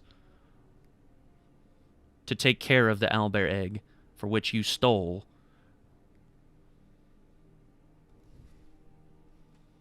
So this oath, is it also under the jurisdiction of my panties?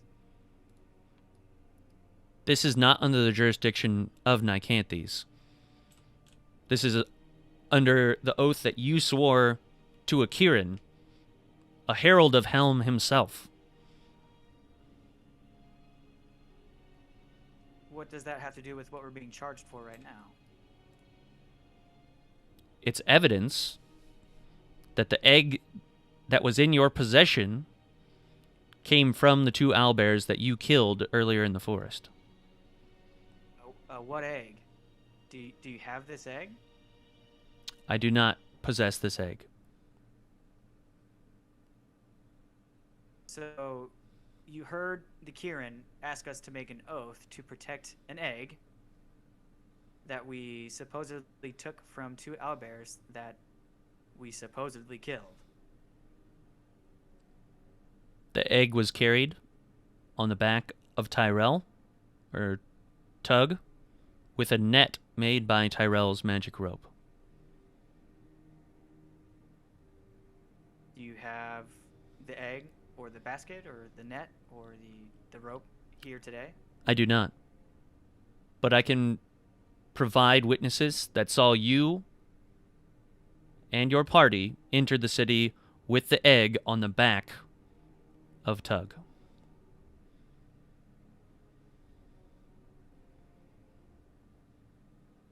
Okay. No further questions? Tyrell, do you have anything?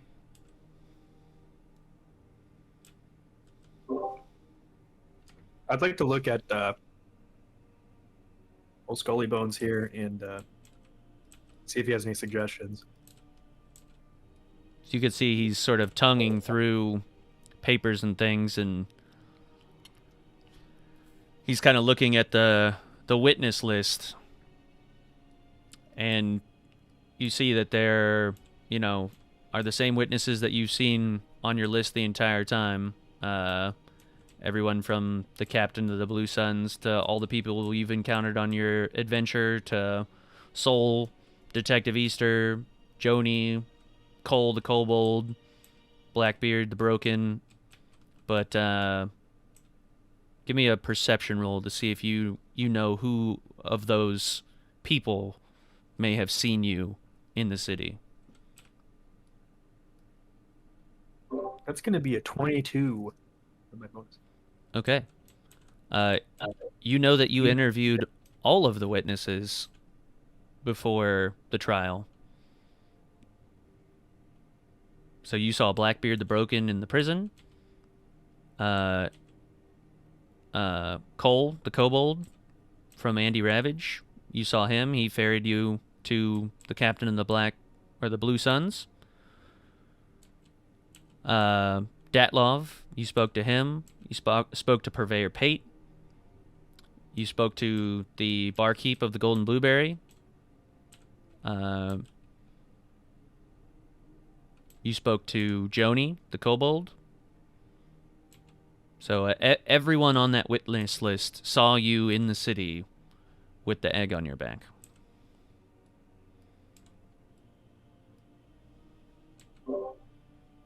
Okay.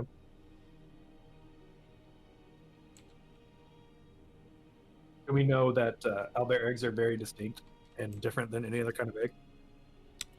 Ranger Steve would probably be best to know how distinct an owlbear egg is from everything else, but you yourself can probably discern that an egg, a big egg in a basket on the back of a lobster man, probably stuck out in some people's minds. I think I'm okay with that. Right. I don't know that there's any I don't see any law against some supposed oath to protect an egg. I don't know. Or some undistinguishable egg. We never discussed this with any of the people we interviewed, so... Yeah. I mean, you can say we had it, but I mean... Okay. Your Honor, I would like to call one final witness to the stand on the accusations of the owlbears and the owlbear egg. There's a member of the party that belongs to this high justice and this code of honor and faith and trust. I would like to call Detective Easter to the stand on the grounds of witnessing this egg on the back. Tony sort of turns around to the seat where Detective Easter was and realizes that Detective Easter is no longer in the courtroom.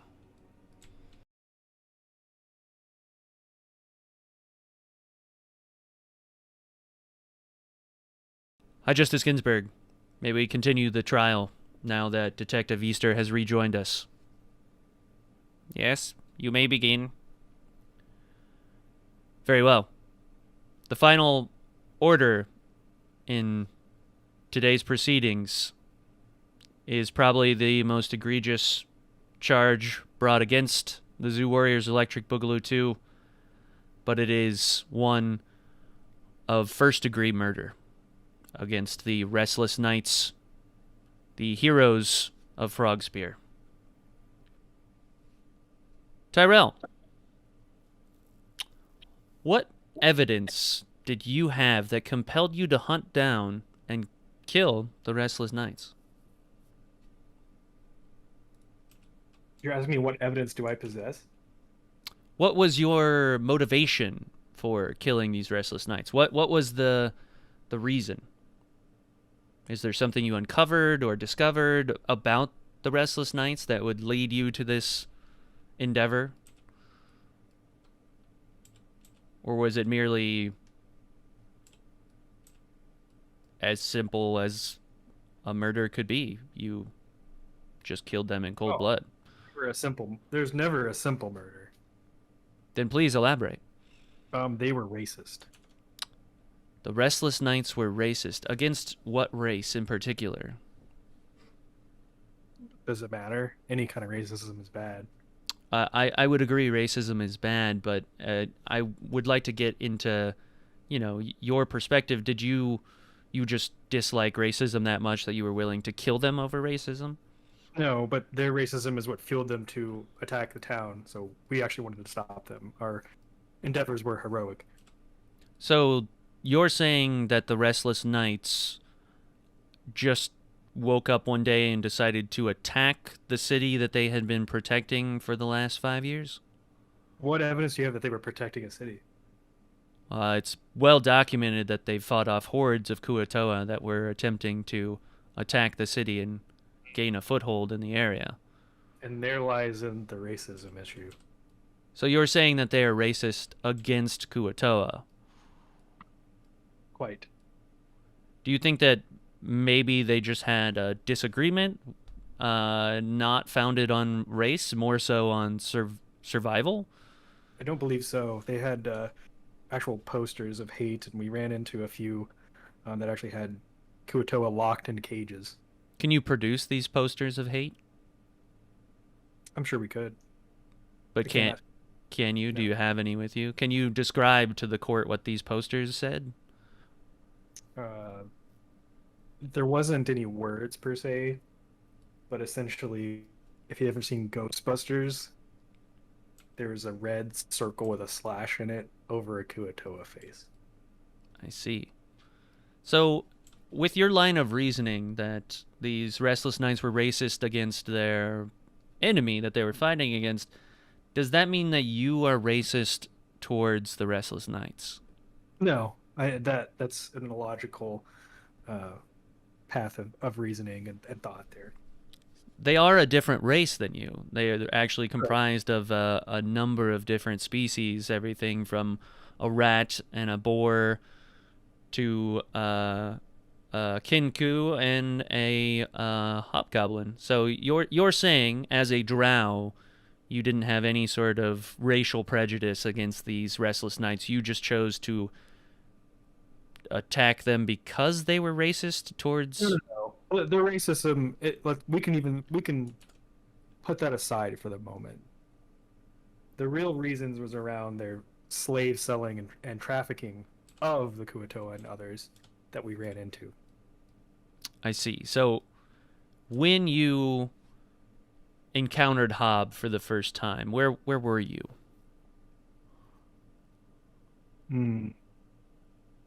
My memory flees me on that exact moment. I would imagine meeting someone, especially of Hob's status, whether in your eyes good or bad, would leave an impression on you. You're saying that you don't recall the first time you met this character. Not particularly. I mean, it must have been in the city, though. I mean, that's where our interactions were. So the first time you met Hob was in the city? Hmm. Okay. Now, did you talk to Hob at all about anything? Did you try and come to a peaceful resolution? Did you ask him about his interaction with the Kuatoa? How did you obtain this knowledge that he was racially motivated to eradicate? Essentially asking anyone around the town. So, That so was the hearsay, rumors. not rumors. Literal anyone we talked to in the city explained that they knew of what was going on with the trafficking and the slaves, and we actually literally ran into them with caged slaves. Did you ever happen to get an account of why these creatures or people, humanoids, were in these cages? Is it possible that these creatures or humanoids were in fact dangerous or criminals that they had apprehended? No information on that, but regardless, it seemed like a very inhumane way to transport any type of being of living stature. I'm sure there's lots more humane ways to transport potential criminals and murderers, but Well, no one said that they were. All we could tell were. and that's why I said they're potentially. You are correct in that you cannot provide any evidence that they were otherwise, and I cannot either. Well, while I don't have the physical evidence, I can tell you we did see sheets on postings of missing people, in which some we actually did find in cages under that lake. Ones that were Under the decently well known, not criminal. under the lake? In the cages. In the cages under the lake. Where is under the lake? Well, as in under the lake, meaning there was a underground facility full of these cages. Where was this underground facility? You said under the lake? How is that possible? Have you ever gone swimming? I have been swimming, yes, many times back when I had my legs. I guess I don't understand the question. I- There was a large structure, a storage building essentially, that was hidden under the lake. And this was the property of the Restless Knights. It was at least used by them. And you're saying that you found these missing persons that were on these postings in these cages down below? Mm-hmm. Were these missing persons posters wanted posters? No. These were family members looking for their lost family or friends. Did you free these people? Did you?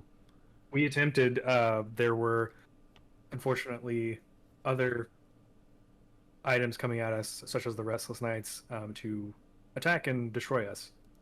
So we tried as well as we could until the actual building collapsed and it all came in on us. So you encountered the Restless Knights in this underground storage facility, but you didn't encounter Hob down there. Hob was in the city. Hob was in the city, but he was not underground. So who of the Restless Knights was underground? Well, his goons. Can you describe these goons? What did they look like? Were they preventing you from getting these people out of these cages, or? I mean, eventually, yes. I never remember a face. That is quite the curse, Tyrell. I am sorry you can never remember a face. So you're saying there were people affiliated with the Restless Knights, though you cannot name those people or describe their appearance to me, and they prevented you from helping these people escape, and you said that this facility collapsed on you?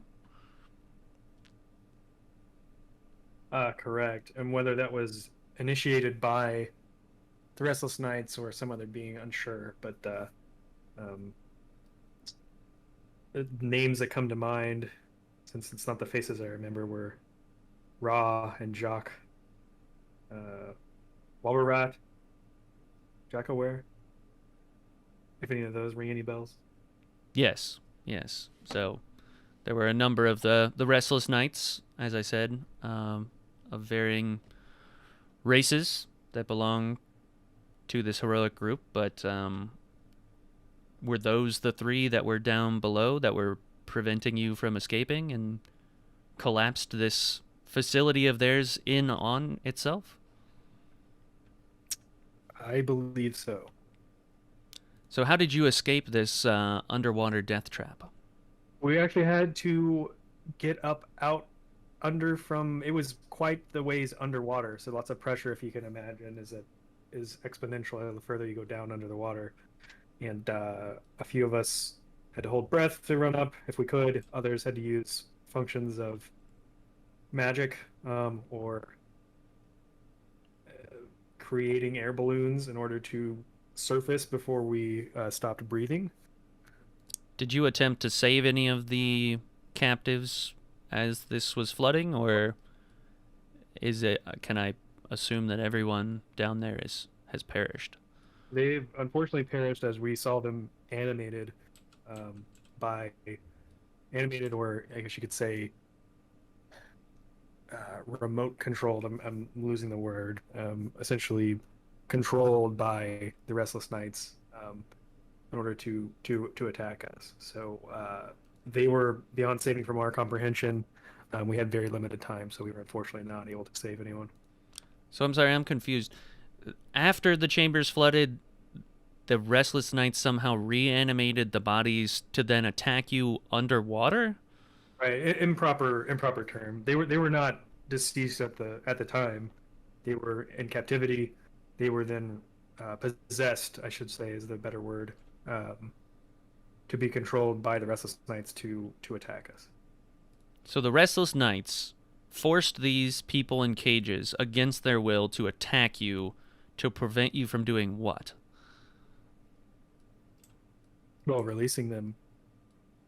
So the people you were attempting to release from the cages were the very ones fighting you to make sure that they stayed in those cages? Not necessarily stayed in the cages. I mean, that they had no control of their own. Do you have an idea of what kind of control was brought over them? Was this a spell or merely a bribe? Oh, definitely not a bribe. This was not of their own will. They had no control over this. This would have been a spell of some sort. Interesting. I have just one more batch of questions for you. The Shield Guardian that you were seen fighting across the city, the one that belonged to Hob, very well-known deterrent for any Kuatoa or trouble in the city. Do you know what became of the control medallion that Hob possessed, or what became of the Shield Guardian itself? Well, the Shield Guardian itself was used to mutilate and destroy an entire city. Yes, under the control of Hob. After all of the chaos that ensued, after you had killed Hob, what happened to the Shield Guardian, and did you know what happened to the control medallion that was in his possession? We were unaware of a control medallion. But when you left Frogspear, the Shield Guardian was still just stagnant in the destroyed city. Is that correct? Yeah, I mean, after we destroyed Hob, that was kind of the end of it. I see. I have no further questions for Tyrell. If the defense would like to continue, they may. But I have another witness to call to the stand.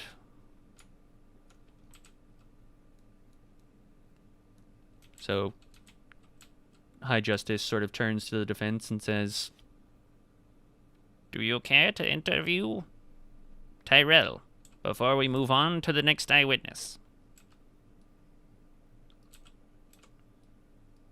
Yes, they do. Who would care to talk to Tyrell? Yeah, let me talk to him. All right. Ranger Steve approaches. Tyrell, as you said, you mentioned we spoke to a lot of people within the city about how they were under the assumption and knew of that the Restless Knights were doing, some pretty illegal sounding stuff, trafficking people, and they seemed, if I remember correctly, they were just scared of the Restless Knights throughout the city. They knew what was going on, but there was a sense of unease of ever being approached by them. Is that correct? Oh yeah, I mean they're completely mortified and in a way they knew they didn't have the power to uprise, so to speak. I mean they didn't have a way without simply being locked away in a cage. That's literally what was happening. And so, upon leaving the lake, what did you see in the city? From a distance, what did you see happening in the city? You see a giant titan creature of enormous stature heading towards the city. And what did you do? What did the group do? What I remember is obviously we've just come from running for our lives in a horror battle not battle, but a horror scene in the under depths of the storage unit there with the slaves, and all we were thinking was we need to get to the beach, and all we weren't aware of what was we were about to see with the massive robotic remotely controlled creature running towards the city. But once we got there, that's when we realized, oh, okay, this is we have someone controlling this, and that's when shit went down.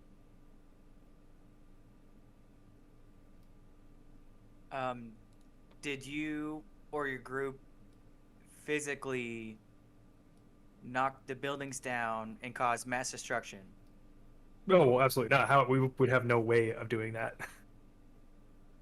But what would have and what did is the giant mechanoid titan. I'm going to refer to it as a titan. So no one in the group has the ability to basically decimate a city, correct? Well, that would be a surprise if there was. So yeah, I don't think so.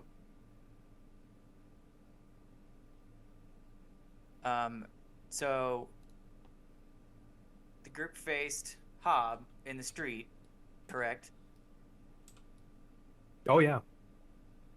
And after Hob was defeated, the Titan stopped. Exactly, and that's how we knew, and that's how we put the two together. That that was being controlled by him, because as soon as he fell to his knees, there was no more chaos from the Titan.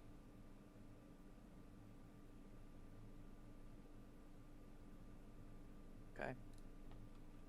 Is there anything else you can remember from the battle or the scene?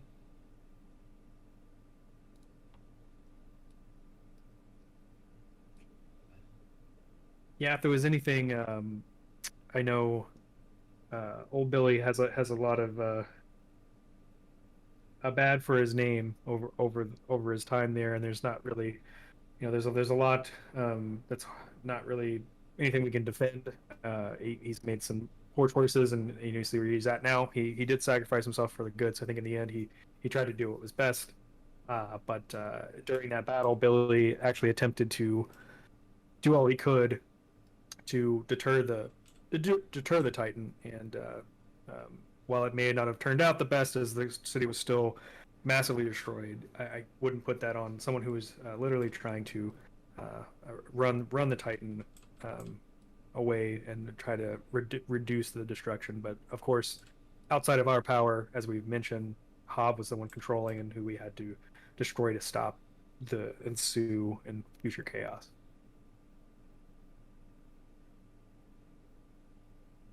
No further questions. Okay. Your Honor, I have follow-up questions for Tyrell now that certain things have been brought to light. Tyrell, you said that Billy Banger was the one attempting to get the attention of the Shield Guardian. You made it sound as if he was somehow also responsible for the destruction of the town? Inadvertently. I mean, he did all he could to deter him away. That was his plan. There are eyewitness accounts of him flying on some sort of chromatic disc. Is this correct? Is that how he got the attention of the Shield Guardian? That is correct. That was the best attempt at trying to get him there while the rest of us had to try to put out a fire and then eventually fight Hob. So he was doing his best to be the distraction unit for the Titan to have him go after him rather than stopping us or infiltrating any further the city. And this distraction, unfortunately, resulted in the destruction of all the structures in this third of Frogspear, minus the pointy stick, or now known the golden blueberry. I don't know the detailed accounts, but I'm sure that's well known. Yeah. I see. No further questions, Your Honor. Tony calls Bastion, the former barkeep of the Pointy Stick and current barkeep of the Golden Blueberry.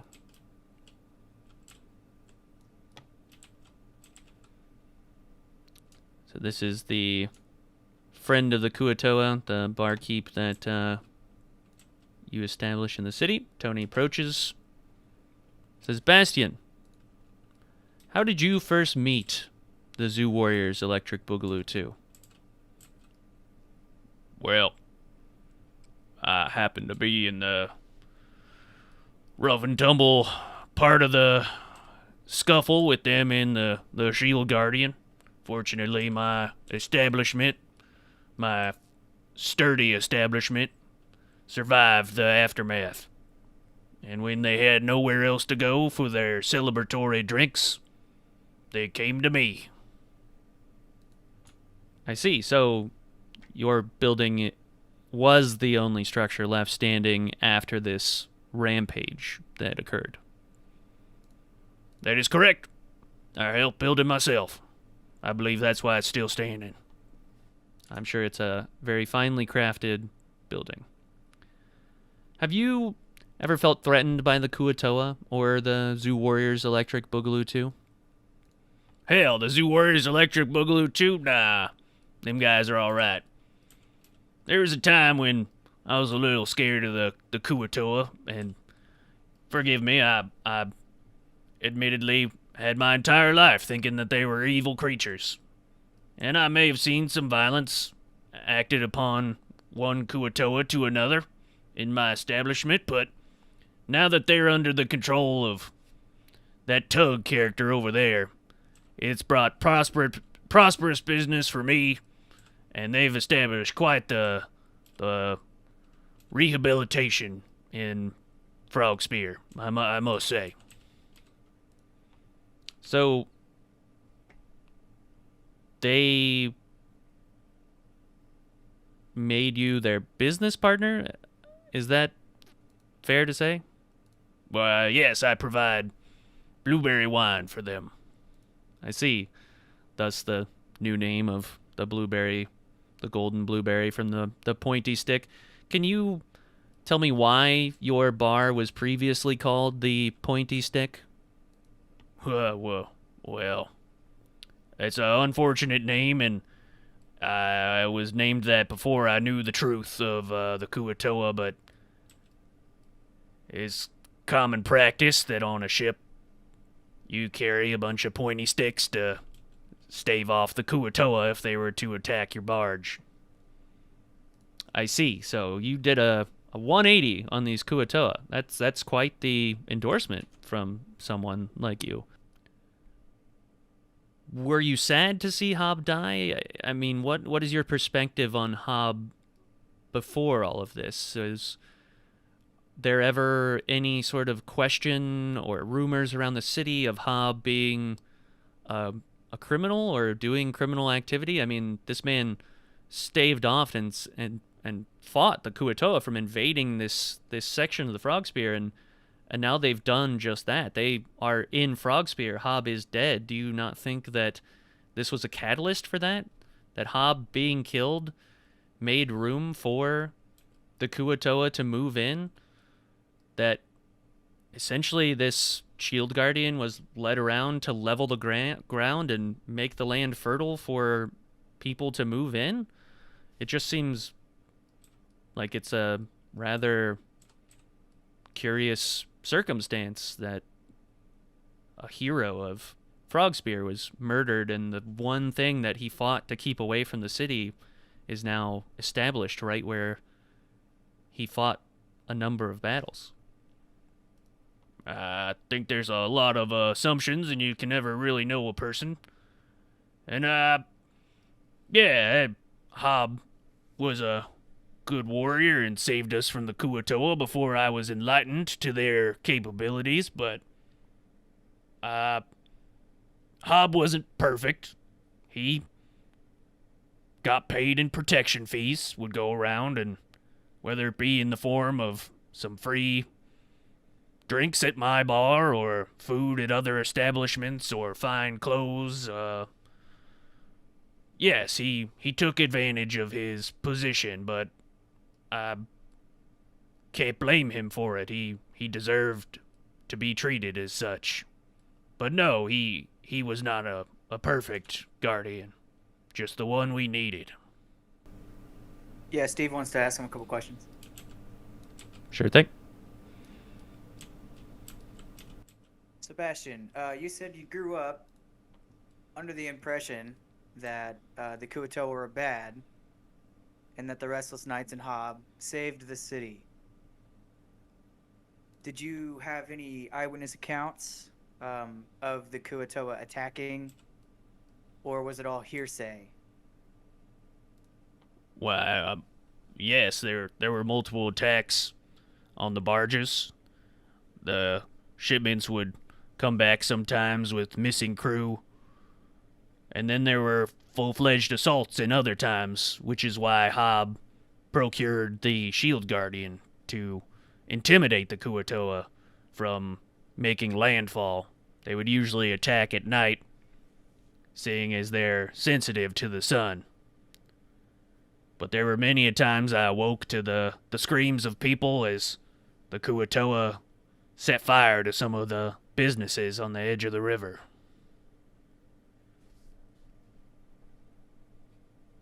Prior to Hob and the Restless Knights having control of the city, who was in charge? Well, Frogspear is more of a collection of people. It's at the crossroads of 3 different continents, so it's quite the location for meeting up. There's not per se any law out there like the Keepers of Justice here. It's more just frontier justice. And Hob came in and provided that protection and that safety we didn't have. Why do you think he would do something like that for a very prosperous trade route? Do you think he might have wanted to have control of the area? I got the sense that he enjoyed being a leader, a hero in a sense, a marshal, a dealer of justice, but I think his initial desire was survival. He was tired of living in the slums and being on the outskirts where the Kuatoa attacked most frequently. So he just decided to rise up and started the Restless Knights with a band of other misfits, and they rose to fame and slowly gained traction with the locals and became heroes. So after they kind of took control of the city, everything seemed, well protected from the Kuatoa. Were there any differences in the perception of the Restless Knights there forward? Upon our entering the city, we learned from you and from other people in the city and bars we went to and taverns, and we learned that there was some shady stuff that they were doing through their trade routes, and it kind of seemed to us that these things were just kind of looked past a little bit by the townfolk of Frog Spear. You being, a barkeep, had to have heard some of these rumors, heard some talks about this stuff. Can you shed any light on that? I, of course, heard rumors, but never saw much validation. The only thing I ever witnessed was his exploitation of the services of the people. He felt that he was owed something for the protection that he provided, so, as I said before, he helped himself to meals and food and goods across the third of the Frog Spear. But I never witnessed any of these shady dealings. Not personally. So you attacked the Restless Knights on the grounds that the general public, from your perspective, was afraid of these Restless Knights, that their protectors had somehow become their captors. Well, if you have listened to Tyrell's story, he never said we attacked the Restless Knights until we saw them destructing the town. So our intention was not to attack and to kill the Restless Knights. We were merely investigating what we heard throughout the city. And that investigation led you to the underground chambers, and then you surfaced from said underground chambers, and for some reason Hob was destroying the city. Do you have any idea what the motivation for Hob to destroy the city may have been, or why? When we were under the lake, and I'm assuming it was Hob, or maybe his other goons, animated the souls that we found in those cages to attack us. We heard a voice. It could have been Hob, it could have been one of the others, to attack us. Obviously, they were upset that we found out what they were doing. So I imagine the fact that we escaped unharmed from under the lake, that could have been some sort of motivation for them to just lay waste to the city. But why would Hob and his companions destroy the very city that they are supposedly taking advantage of? I mean, you don't bite the hand that feeds you, so the phrase goes.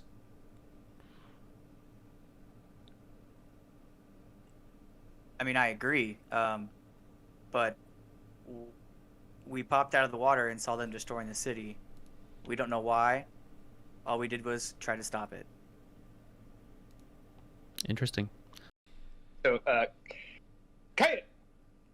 Kayak. Can you tell us a little bit more about your god, Blibdoopulip? Great God. What makes him great? Wonderful. Power. Power makes him great? Love. Love. Carry. Power, love, and caring makes your god great. Do you follow a set of commandments placed on you by your god? Are there rules, guidelines for you to follow? People have laws. But Kuatoa don't have laws. Kuatoa have laws. I have here, based on one of your flyers that your missionaries hand out, the commandments of Blibdoopulip. I am going to call forth this information from this sheet, verified by Blibdu Pulip himself, that these are the commandments he set forth Oh, we for don't- his Kuatoa people. We don't need to go through all these, Christian. I believe you. If you're saying that, I am not going to go through all of them. I merely have footnotes that I'm going to ask Kayak here. Kayak. okay. Commandment 4, there's a line. Forever be loyal and obedient or suffer eternal agony. Was eternal damnation part of your belief system before your God appeared, or only after he established this? Always Blibdu pull up. Have damnation. So you were always doomed to eternal damnation if you brought upon the scorn of Blibdu Pulip. If you did wrong by Blibdu Pulip, you were subject to eternal torment and damnation. Are you a loyal and obedient Kuatoa, Kick? Oh, to my end. To my end. Hail, Tug, Blibdu pull up. God, Savior of the Kuatoa. Kick, in Commandment 6, it states, rape and pillage no more. This commandment must only exist because there was a time when you raped and pillaged. Were you part of the raiding parties that used to attack Frogspear? Rape, pillage, no more. No more. So you did at one point rape and pillage, though, is my question. In a former life, before your God came to you and enlightened you to a new and better world, you, the Kuatoa, raped and pillaged, yes? Defend our kind. Evil come, try to kill and catch. We retaliate. So the people of Frogspear, they came to your home, your city, and attacked you? Yes. Long time ago, Kuatoa roam free, live in world. Evil people come. They kill and persecute. Oh, that's a big word for a Kuatoa. I thought I was doing all right. That slipped up on that one.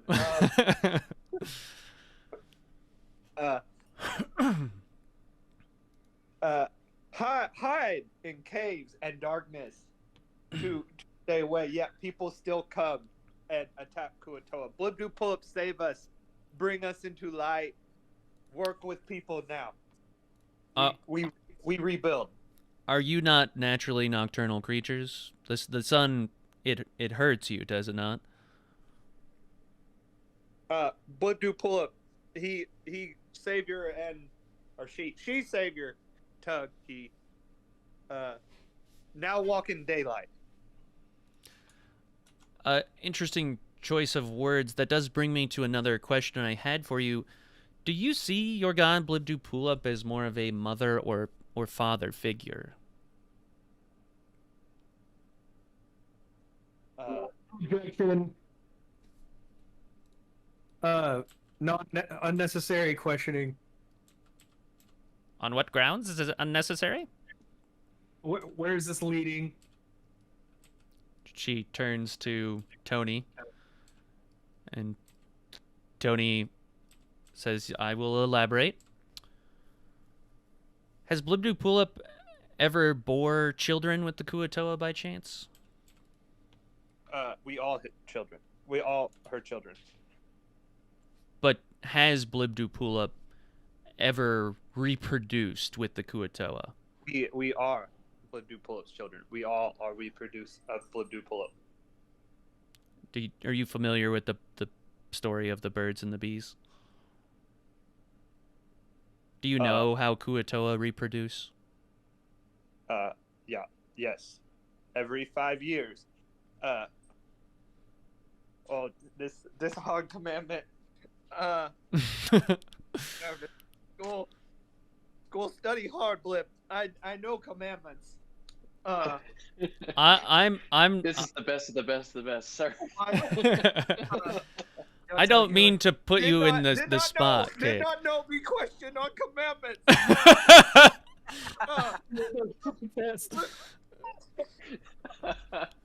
So Oh, man. Tony kind of turns to the blind jury and Tug and says, "I'm sorry, Kayak. Are you afraid of something right now? You seem Commandment 8. Spotty pool shall be split in 50 groups. Every 5 years, strongest of the Kuatoa females will breed with the smartest of the Kuatoa males. I know commandment. very good, very good. I won't pressure you anymore. I can see that you're under a lot of duress to answer correctly. But It is my job. I head missionary. head missionary, I see. As your job of head missionary, you very obviously know your commandments. Is it, as I said before, has Blibdoopulip ever spread their seed with the Kuatoa? Is there a From beginning, Godmother, come and raise her children. We all seed of Blibdoopulip. Blibdoopulip loves all. I see. Is there anything prophesied about Blibdoopulip giving birth to a new Messiah, a new child? Have you ever heard of anything like this from your legend or No? the gospel of Blibdoopulip? No. I studied in New Gospel. Old Gospel, man, very old. Not here. I see.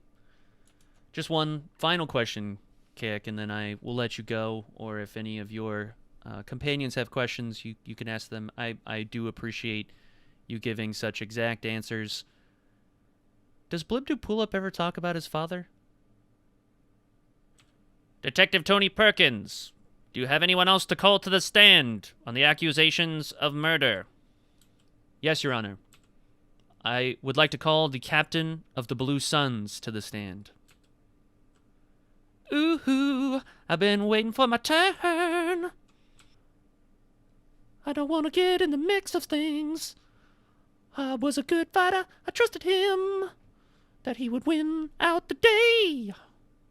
But he didn't win. He perished. Do you know why? Or can maybe you take a guess as to why he perished?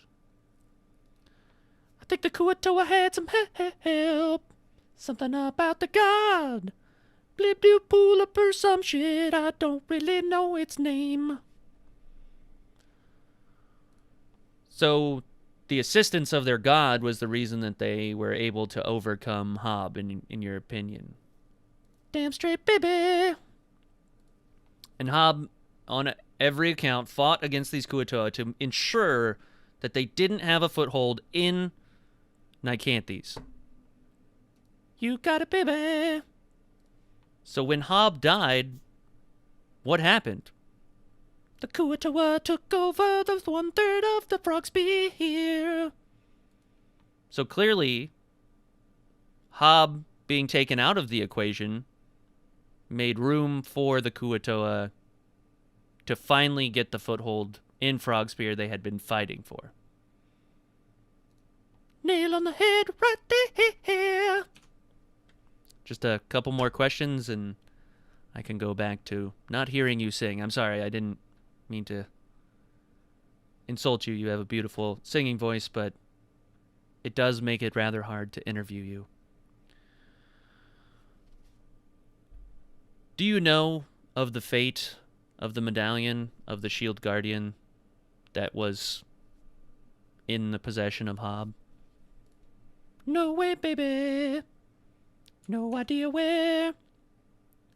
But the Shield Guardian did stay in Frogspear, correct? Yeah. So when you left Frogspear to come for this trial, what became of the Shield Guardian?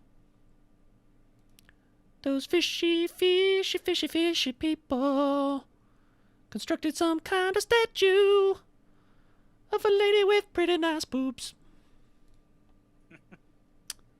Would you say that that lady with pretty nice boobs? Objection. Yes? These are fantastic boobs. Let the court put that down. Tony sort of rolls his eyes and says, would you say that these fantastic boobs are comparable or Tony, I always knew you liked them. similar to the ones adorning Tug or Blibdoopulip across the courtroom? I can't rightfully say. They're kind of far away. Maybe if I got a better look, I could tell you straight away. I stand up. Shoulders back, chest out. Yes, Your Honor, those are the titties. I would know for sure. All the Kuato are just shaking their head. They're just like, yeah, he's right about one thing. So, I can conclude that the Shield Guardian was used as a foundation for the new statue of Blibdoopulip in her likeness. Yeah, I'll be thinking about those pretty titties later tonight. Hi. Jesus. That's all for the Captain of the Blue Suns. I retreat. The I have defense questions. may ask questions. Captain, now it's quite clear that you don't hide your disdain for my people and children. Is it true that you were offering money for the heads of the Kuatoa? You know it, baby. What exactly were you doing with these heads once you had them? It kind of depends. Sometimes I use it as target practice for my arrows. Other times I chum the water for fish. Oh my god.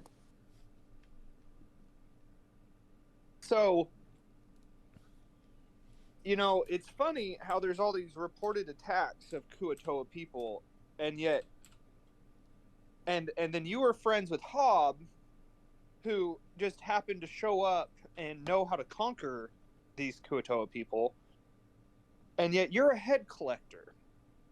I mean, could there by chance Hob have been using these heads to impersonate the Kuatoa?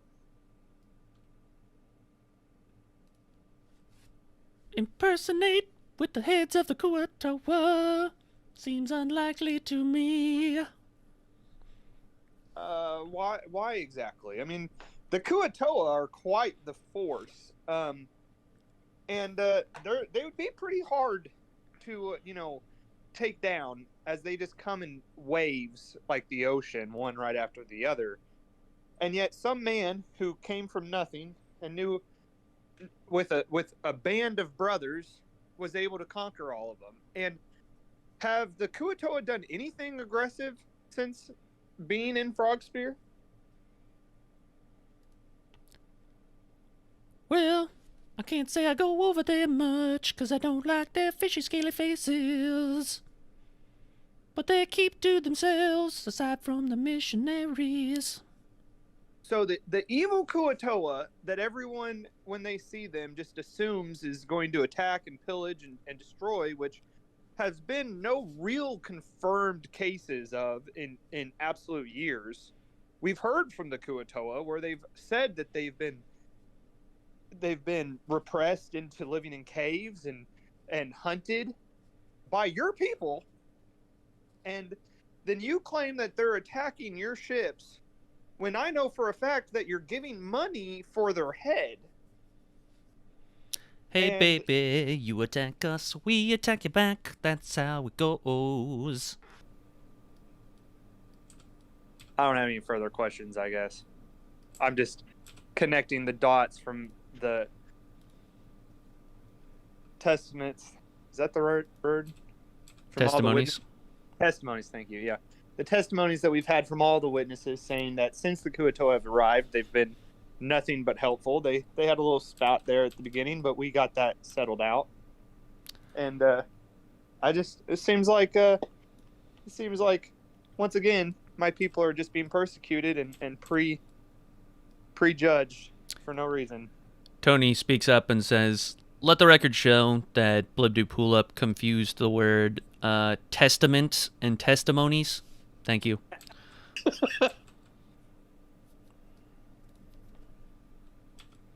Like I said, I got no beef with the new commandments. All I'm saying is it's not good for business. Okay, so what you would say is the new commandments are, are a positive thing. The city is still under construction. If that were to open up and trade was, more likable, I guess, for you, wouldn't you say that would begin a new trade relationship with that portion of Frogspear? I'd say the Kuatoa are more like dogs on a leash. At any point it could be let off. And those dogs could sick themselves on me. Do you know much about how the Kuatoa work? Can't say I do. But in what capacity do you mean? Well, you say that, they're on a short leash or they could, attack.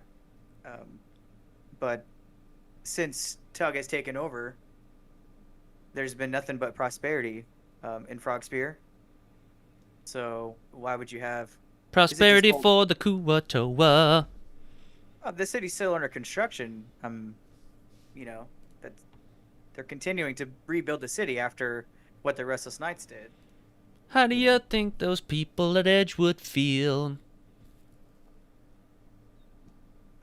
That's not currently what we're speaking about in this trial. And it's all hearsay at this moment. I tend to trust the detectives. The keepers of justice have no reason to lie.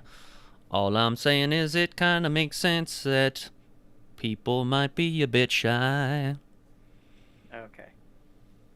Tony steps up. Your Honor, I only have one more witness to call to the stand. And I call Hob, the hero of Frogspear, to the stand. The crowd gasps. Oh my god. The doors at the back of the hall open up. Objection. Yeah, one identification verification has been completed. Has he proven he can tell you what crosswalks are in the 9 pictures shown here? Your Honor, I understand the unusual nature of this witness, but Hob was listed on the prosecution list. He was listed as one of the murder victims. He is currently deceased, but I have plans to use the spell Speak with the Dead in a attempt to appease the defense. Speak the Dead only allows 5 questions to be asked to the deceased. I will merely only take 2 of those questions. The defense may take the majority of the questions and inquire Hob himself with any prying questions they may have. Damn, bombshell. All right. So Tony approaches the corpse of Hob. It's rather mangled, but the head and mouth remain well enough intact. He sort of runs his hands over the table, and you can see some of the candlelight start to flicker with the incantation as he focuses. He finally snaps his fingers, the lights whisk out and re-illuminate immediately, and you see a slight green glow start to emanate from the inside of Hobbs' decapitated head. It says, Hob, I have brought you here to ask you questions of your previous life. I only have 2 questions for you. Do you recall what group of individuals were responsible for you and your companion's demise? So there's this sort of whisper that comes out of the skull. Yes. It was the Zoo Warriors. Electric Boogaloo 2.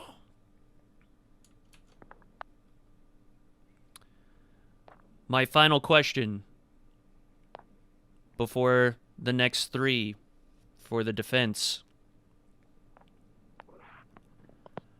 After breaking into your residence and threatening your life, did these individuals ever explain why they were there to kill you? Never. I retreat, Your Honor. The defense may ask their questions. Is Defense. This like he has the ability to lie? So the way you know the spell works, from the best of your knowledge, is that his soul does not re-enter the body, but it's merely a vessel that acts as like a telephone for him to communicate. He holds all the same grudges and spites up until that point of his death. He doesn't know anything that's transpired after his death. He only knows what came before. So that's he's the same person he was up until the moment you killed him, and he knows nothing beyond that. So you walk up to the mutilated corpse of Hob, and you can see that it is very, very well Hob himself. It's you know, you remember especially well Ranger Steve, because he maybe did a number on you.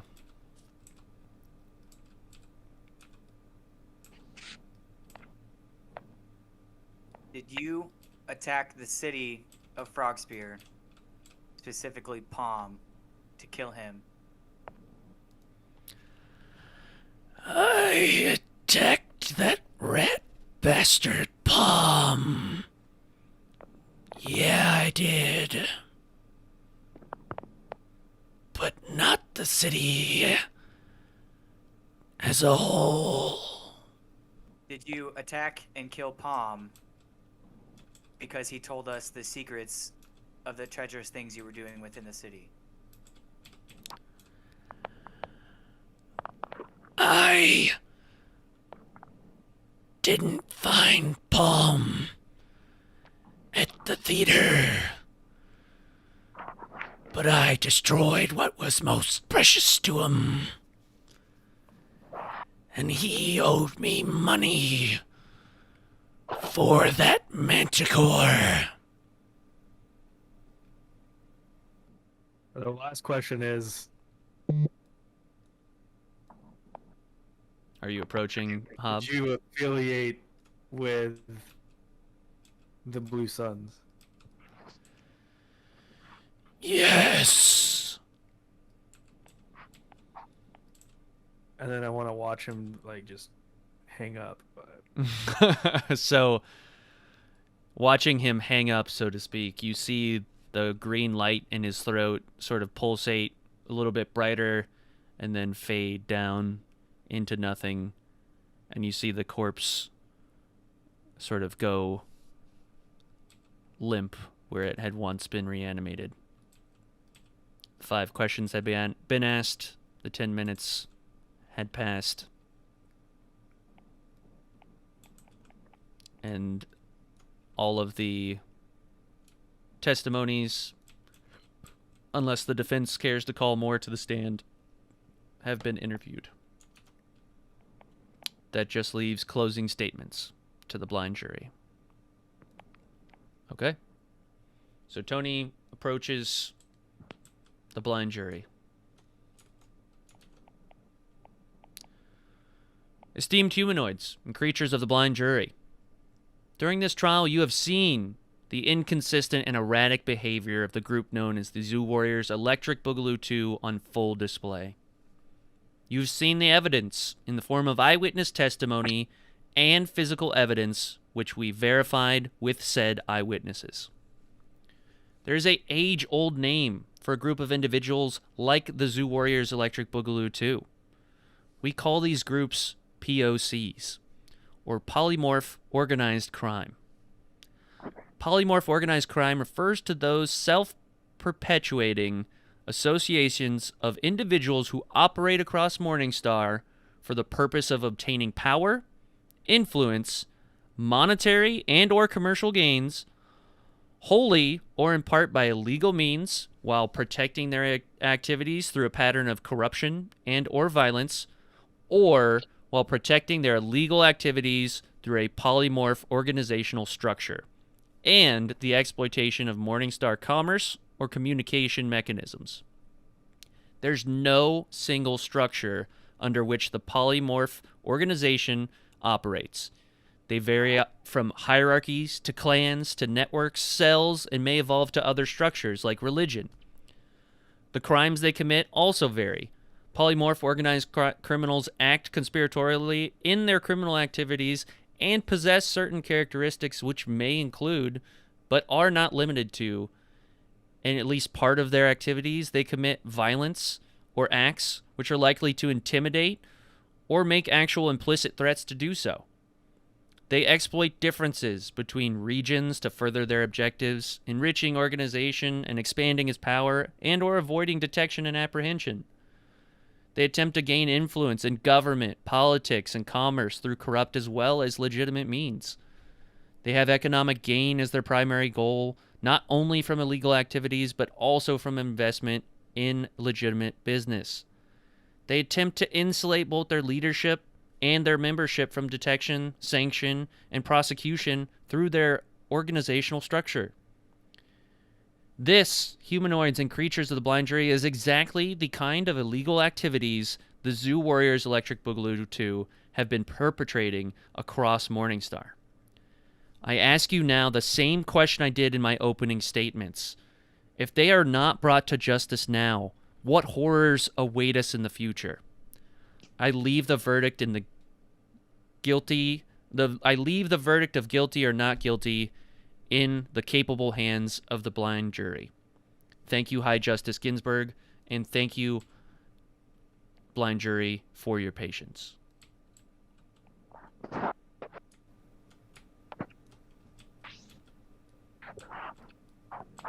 Defense, your closing statements. Sure. Mine may be a little lengthy. I come from an area where our format is slightly different, so I've got a little bit more here for you. But I'll get started here. Justice was one of the things mentioned there towards the end of the accusing party there of Mr. Tony. So I would like to just clarify that this trial is to debate lies in which truth or moral standard is most correct. Obviously, none of you in this blind jury were around for any of the instances, so both of our sides will do all in our power to plead our cases. I will do my best to prove our sound characters that justify our actions and bring up examples from today's cross-examinations that prove our innocence of any ill intent we have been accused of.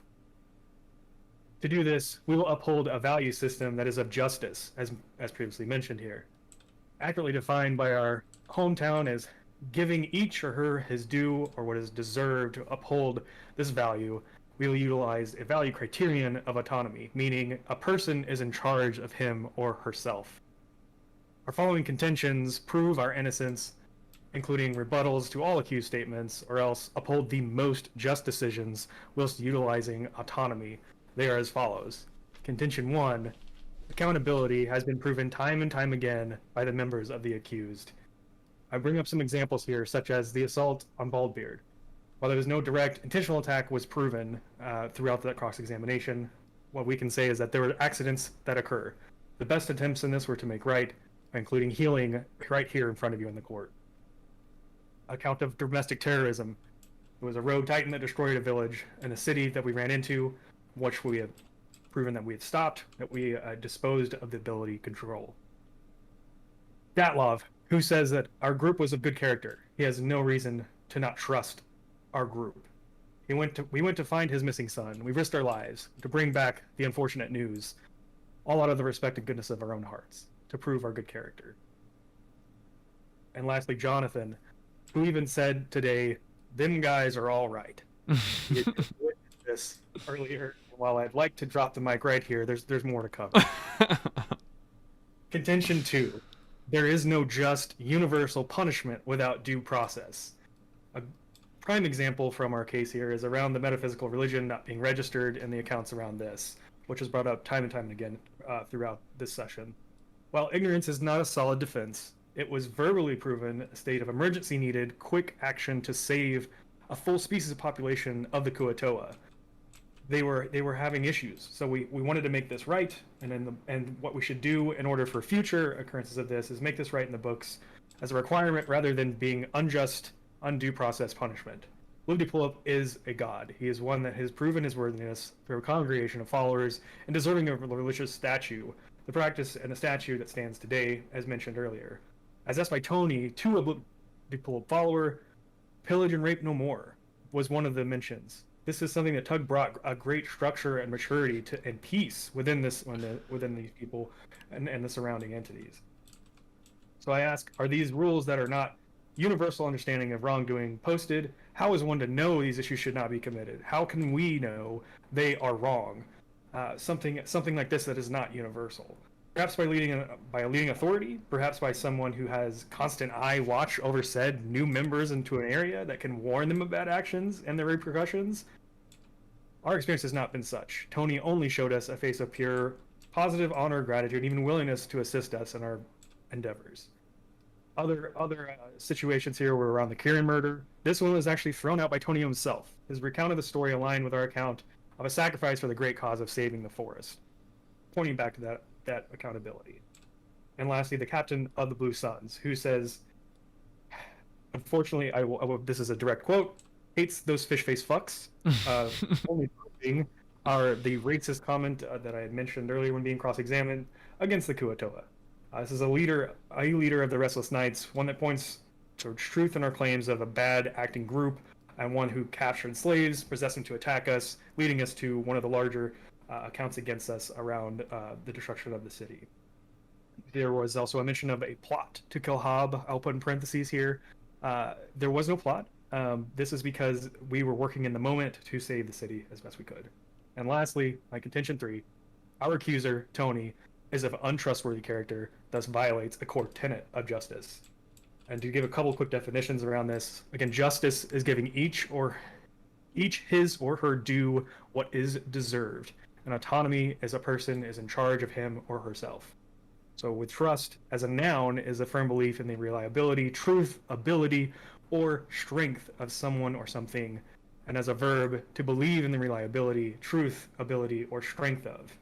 Tony is someone who, under his own volition, has had his legs removed, arm, face slash, eaten coals, all in just attempts to claim our persons are unstable, which he clearly continually wants to point that against us. However, he is the one that has made these defects in his own decisions, making very poor choices for his own autonomy. I met Tony nearly 2 years ago in my time, and yet I only learned his true last name recently for this court proceeding. For background, he has followed our group for this time, watching over our every move. During this time, he has brought forth a plethora of accusations of ill intent, as he says, and as we've been thrown out and proven otherwise incorrect. I can tell you without a doubt that with Tony's accusation, we have seen nothing but an opposite of trust in his character, and as brought up in cross-examination, possibly and likely insanity. A man who went through physical harm and required death savings to survive. In fact, one that Blip actually helped ensure his death did not occur. What kind of person willingly brings harm onto oneself for any cause, as he's mentioned? And after that is done, what kind of emotional and especially physical damage could affect that person's judgment and decision making? So, how can his accusations be trusted? Remember, our confusion around his questions around the owlbear encounters, for example, our testimony has admittedly seemed odd. But due to the picture forcibly being painted by this man with an unstable will in mind, his accounts have been all over the place for those accusations, which have, and with many others that were brought. And if you remember at the beginning of the case, a huge list. And how many of those were thrown out? Nearly all. We're down to a couple here at the end. Overall, his evidence is circumstantial at best. His personal witness testimony cannot be trusted as fact. I would say in conclusion here, I ask you, the blind jury, where is the justice in a two-faced entity? Someone who puts on a persona to be of great assistance and trust in people. So I ask you to think of each accusation against our party. Do each seem to be applied ethically, responsibly, and with proper due course of evidence or process? Or have they been brought upon us without proper notification or posting, or perhaps by the stalking agent who could inform us rather than let us continue? I can answer all that with another question for you. Out of the 13 listed accusations, some with multiple counts, how many stood to the end of this trial? Was it only the owlbear and the restless nights? Were not all others thrown out by this court, by Tony himself or the court through these proceedings? As obvious newlanders in this area, these accusations have boiled down to misunderstandings and thrown out today in this session for various reasons under due process. For the owlbear encounter, we remember in patches, we have pleaded our cases by self-defense. These are not ill intent, thus should be thrown out as well, as it should not be just to punish someone who was to have died otherwise, if not killed in self-defense. The restless nights, we actually did self-defense again, and those enslaving and controlling said slaves, and also to assist saving a city. Then Hobb, who is actively destructing the city with his remote control Titan. Again, in closing here, I ask, please uphold justice as this town would expect you to. Thank you. Nice job. Can never say that Tyrell didn't pull his weight. That was really good, Jared. Yep, that's great. The blind jury will come to a verdict. They will proceed into my chambers. And upon the return of this recess, we will have a verdict. I dismiss this court until further notice. She bangs her gavel, and the session ends here.